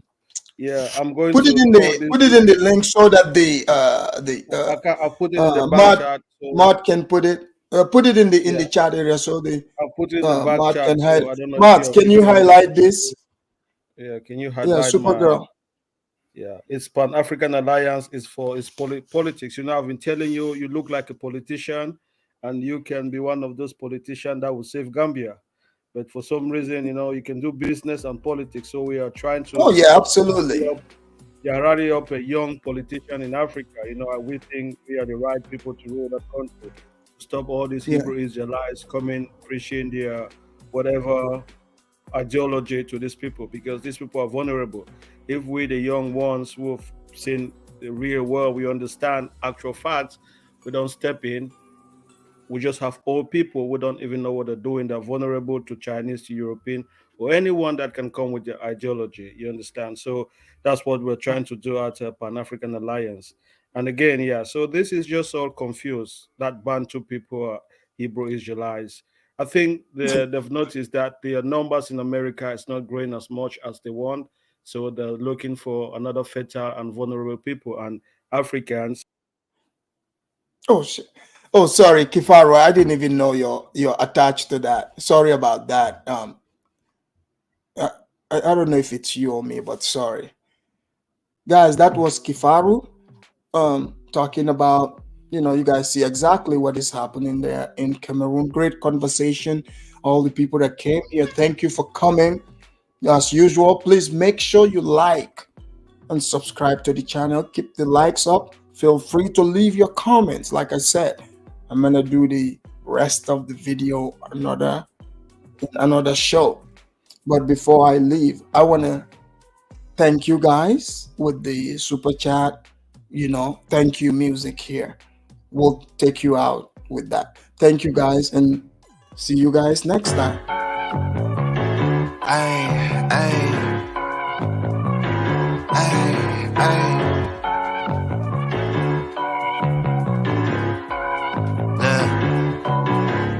Baby girl love my bop and I like me too. No roof on my top and my babe see through. Hating on the pen, don't stop, shit ain't gon' feed you. I've been all on my grind, so why I need you. Baby girl love my bop and I like me too. No roof on my top and my babe see through. Hating on the pen, don't stop, shit ain't gon' feed you. I've been all on my grind, so why I need you. Big flex, my swole up, double cup and I'm pulled up. Niggas hating like hold up, what's the problem? I'm pulled